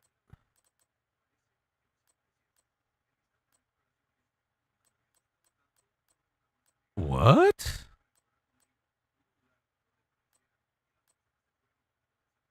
Huh. It's not here.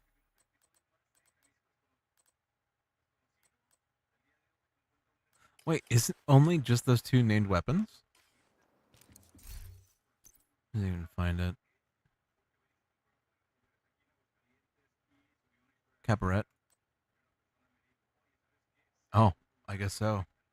Okay, there's this one, the Cabaret, and the Showstopper, I think it's called, for the LMG. This weapon talent is useless. This is the most useless weapon talent ever. They've ever made. It is almost impossible to take advantage of this. in any way. And the only way I think that this would be useful is if ongoing directive gave you the ability to use shock bullets. That's interesting. Have a teammate use ongoing directive, or use ongoing directive with this and have it do shock bullets. Now we're talking. Now we're talking usability here. Now we're talking potential meta breaking stuff. You know? And I guess the idea behind it is someone on your team is supposed to use Saint Elmo, and they have either Eclipse Protocol that extends the duration of the status effect, or they're using Creeping Death, which also extends the duration amount. Or they're just going straight up status effect builds. But then, again, it's an SMG or it's an LMG. By the time you get a chance to really use that, the shock is already gone. So now you're just using the base damage of the cabaret. Really.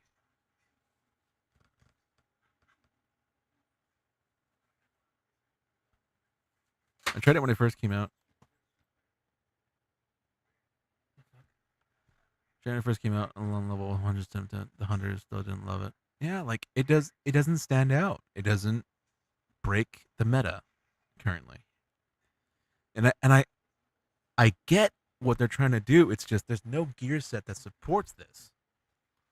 Besides what? Using a Saint Elmo when you have max stacks, shoot him with the Saint Elmo and then switch to your cabaret right away. Really? Really? That's the tactic? No. That's not going to work. Why would you weaken yourself by going to an SMG or an LMG that suppresses targets when you can just stick them on the Saint Elmo that does a fuck ton of damage already by itself? Like, I don't get it. It doesn't make sense. I think that's what they were leaning towards. Yeah, like, or maybe they thought in PvP, maybe, or like use a Saint Elmo, shock a player, switch to your cabaret, go close quarters, and just go burst damage. This thing shoots so slow that burst damage is non-existent.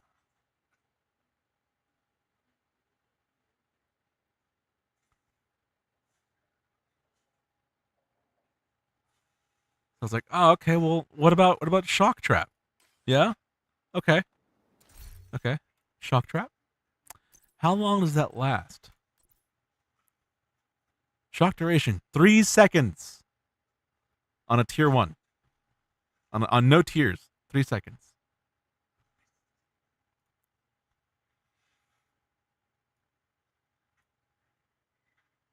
On tier 6, you get 60% duration. That's why I did shock trap. Yeah, but if you have no tiers, it doesn't even do it. It's a detriment to you if you're not using tiers. So it's just like, I don't. What are you guys doing, man? Like, I'm just like thinking about it. Like, okay, I want to make a build that surrounds melee. Okay. There is a gear set that supports that, or there is a piece of gear that supports that. It's called Claws Out. It gives you 500% melee damage. All right, that's cool. Lady Death also gives you another 500% melee damage. Ooh. Aside from that, you're doing 1 million melee damage. Now, if they wanted to make that interesting, what if they made a gear set that supported melee damage? Or better yet, I could grab Bloody Knuckles, which also gives me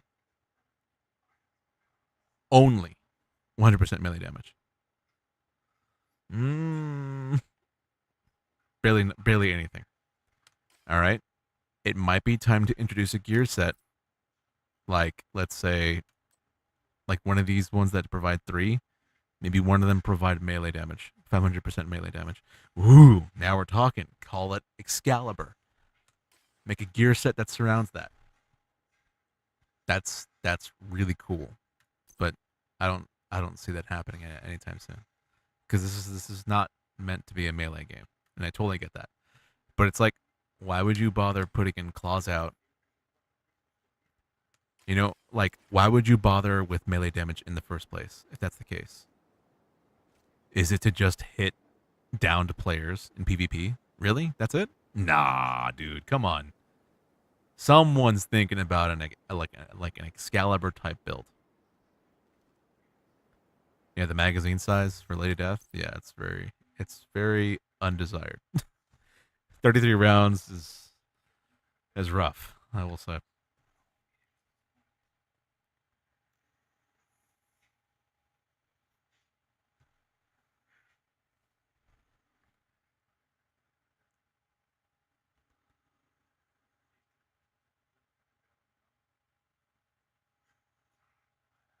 What's another one they could look at?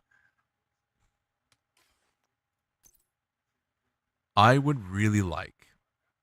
This is a dream in heaven for me. If they ever did this, this will never happen. But take the rock and roll.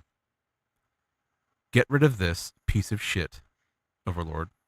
Get rid of this altogether. Grab the rock and roll and turn it into an exotic. And add explosive bullets to with the addition of 50% magazine capacity. Oh my god. Has anyone seen Expendables? Has anyone seen Terry Crews's scene in Expendables 1? Oh my god, that would be amazing. That would be great. Oh my god. With the strikers on an exotic rock and roll with explosive bullets and 50% magazine capacity. Holy shit, dude. Now we're talking about some fun shit, dude. Let me tell you. Oh my god.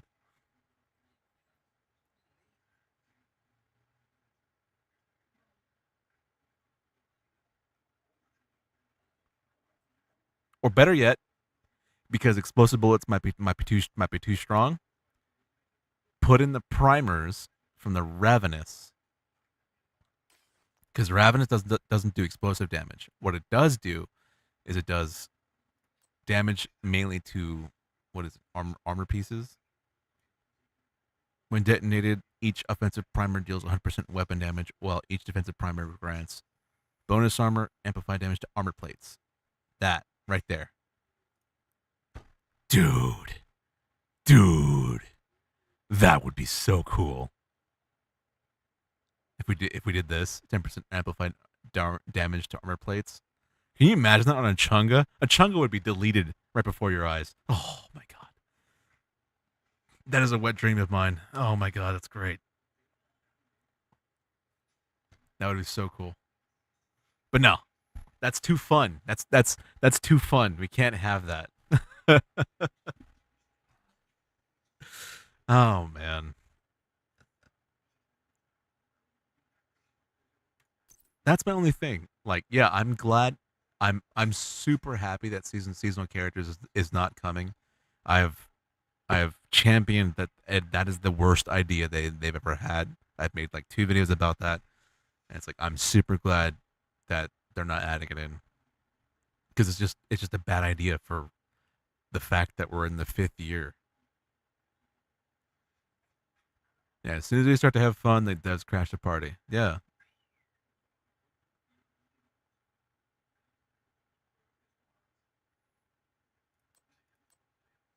It's like, the only way, and I'm going to repeat myself, the only way that seasonal characters would make sense, and I'm taking this quote from Shield Splinter, is if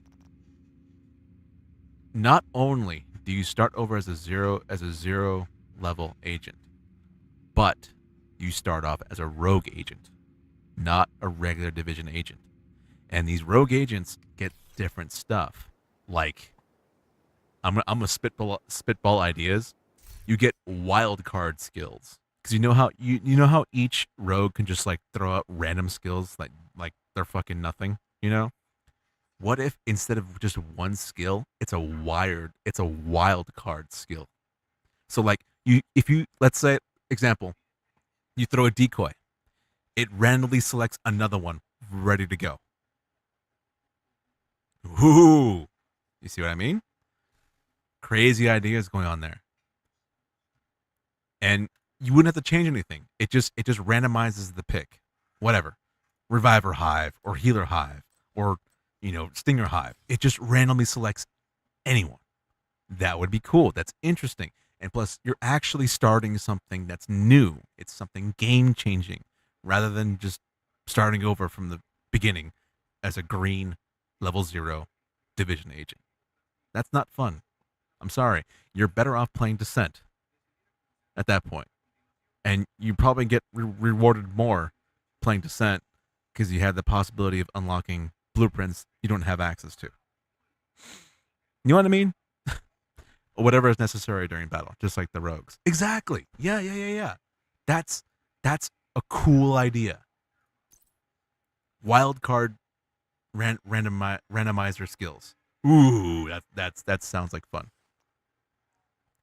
You get to make your gear set whatever the way you want, whatever weapons you want, as you normally can. But this changes too. They need to change up how these work. And they have said in the past that they want to revamp the skills and the passives on the specialization weapon class trees. Yeah, but you keep using the word fun. I know. I know. Like, change this up to suit a rogue agent.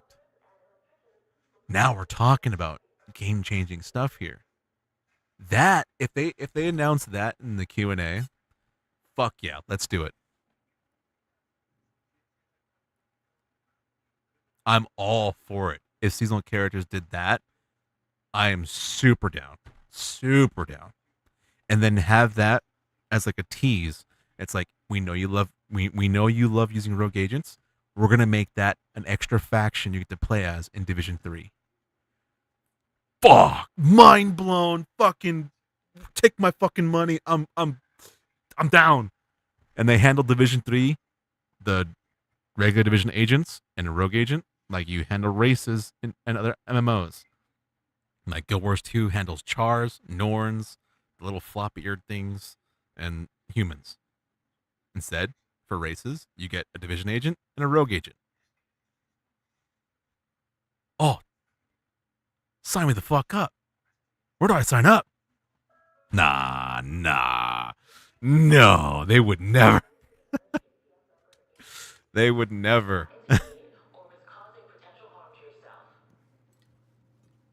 Or better yet, because I don't think rogue agents can use specialization weapons, just take them out altogether.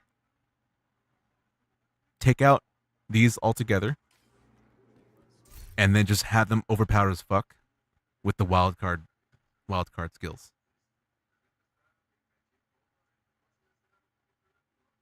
Fuck.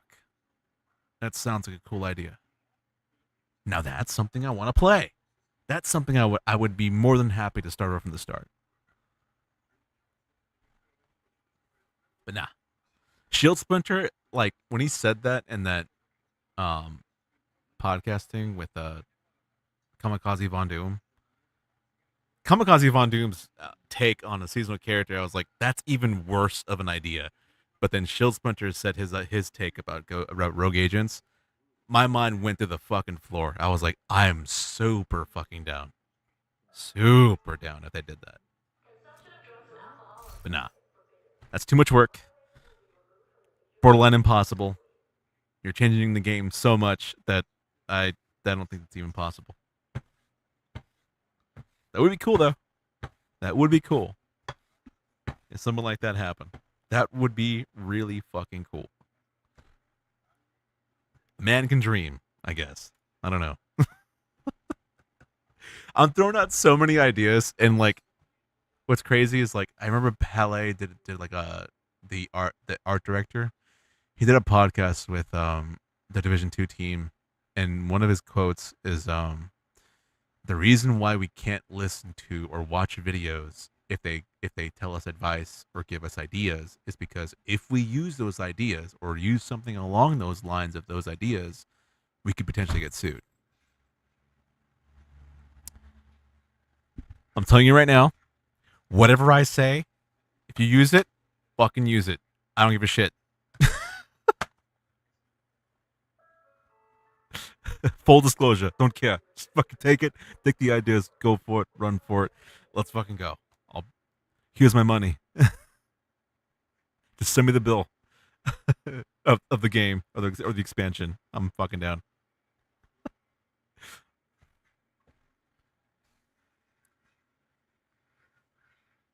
Bring back Division 1 defib. Are you talking about the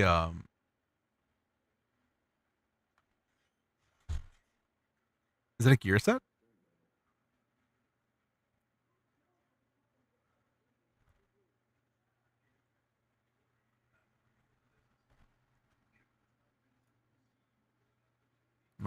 My knowledge of Division 1 is so hazy, dude. I haven't played it in years.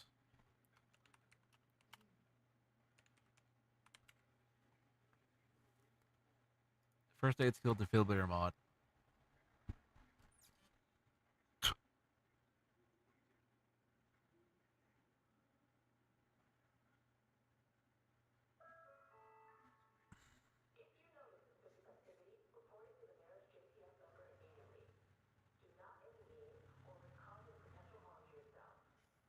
You know what I never understood about Division 2 is that the mechanics of the healer pack is a lot better in Division 1 than it was in this one. Cuz like not only could you use it to heal people, if I remember correctly, you could also turn it into an ammo pack. And people could use it for ammo, and I think armor plates. I think maybe that's something else, but I think you were able to use it for ammo too. I just don't remember.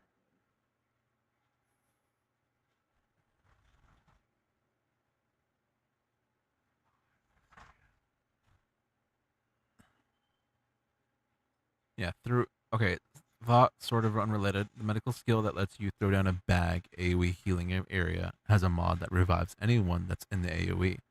Oh, so it doubles as a healing and also a revive hive. Oh, the defib was the chem launcher revive. Interesting. Okay. Fuck, I don't remember this at all. This particular mod successfully several times, even when I was on the top of the same stairs and they were far away from down and below. It's super easy to aim if you have the upgrades to obtain the bag and mods. Just trying it out. There's also a talent that reduces the incoming damage by 50% for 10 seconds for you and your friend. And you revive them. Very helpful so far to me anyways. That's really weird. So it doubled as a healing hive and a revive hive. Yeah, I never understood why they did that in this game. Why are these two things separate? Why is healing the restorer and the revive hive separate? They should both do the same thing. The defib was the chem launcher revive. Yeah, I don't know why, man. I feel like this game's a nerf, like in terms of the skills, the weapons, and the gear sets. Division 2 is definitely a nerfed version of Division 1 in terms of that. There's a lot of variety, if I remember correctly, from Division 1. A lot of variety you could change up. Nothing was virtually the same.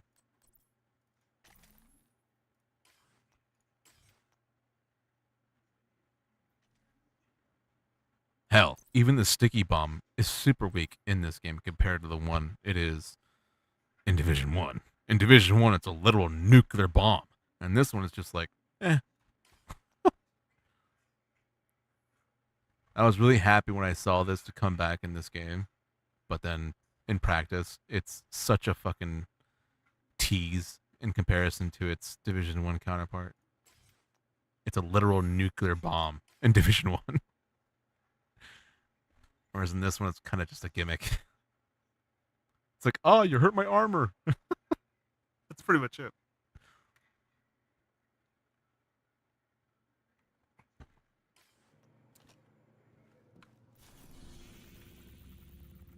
But yeah. Lots of stuff, man. Lots of stuff they could do. This entire stream has been nothing but amazing ideas. Oh my god. This has been by far the most productive stream ever. Black Tusk has taken over the memorial to control access to the bridge. Get them out of there.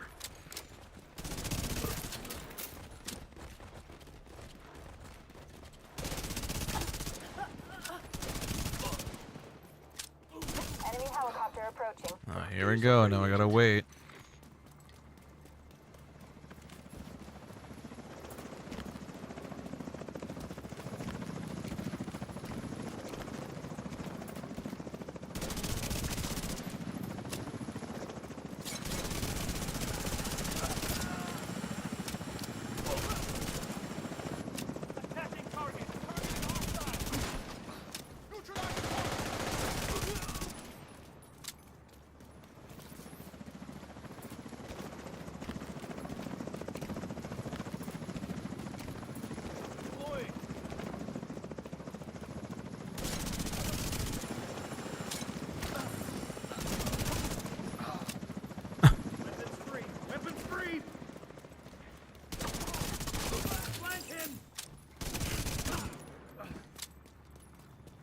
Come out wherever you are. Come on.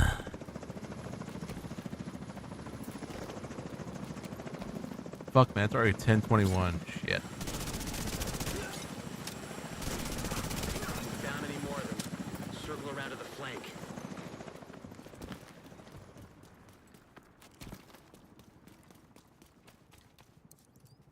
I am speedy. Alright, I think I'm gonna do this one mission and then probably gonna go to bed because I have work tomorrow. What?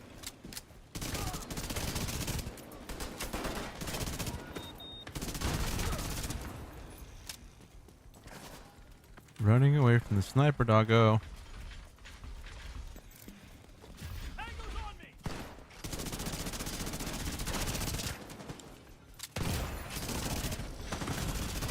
Serious trauma detected. System malfunctioning.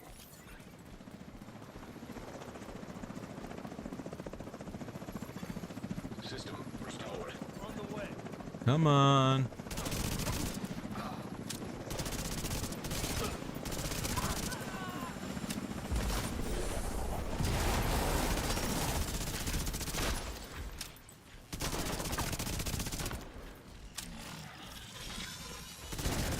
There are more targets past the gate. Only one rusher? I'm insulted.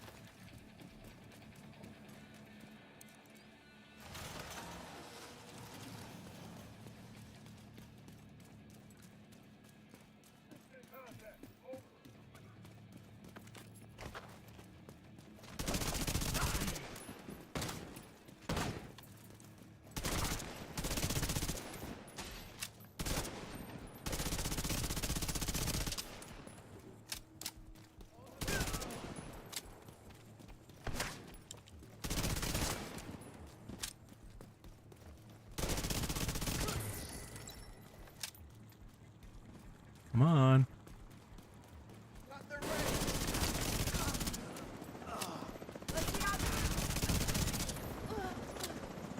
Let's see how fast I can get there.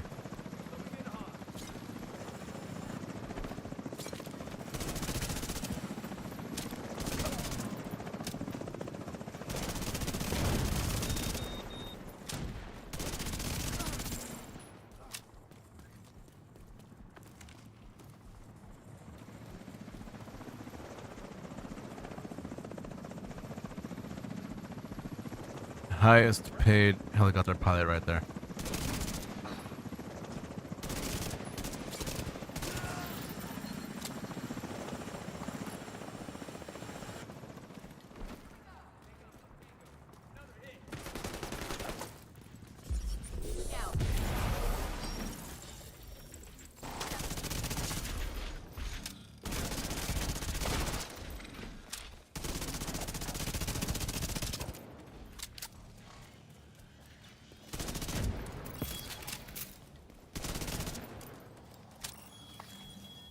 If you can catch up to me. UAVs are up. No more contacts.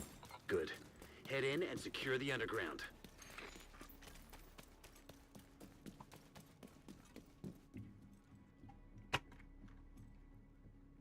Man, I'm doing a whole lot of fucking yapping today.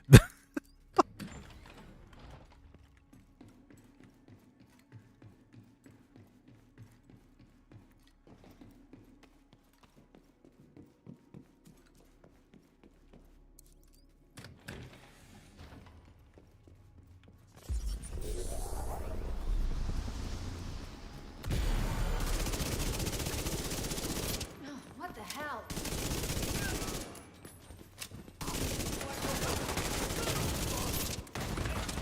Immediate medical assistance needed. Fuck. Agent killed. I was paying attention. Ah! God damn it.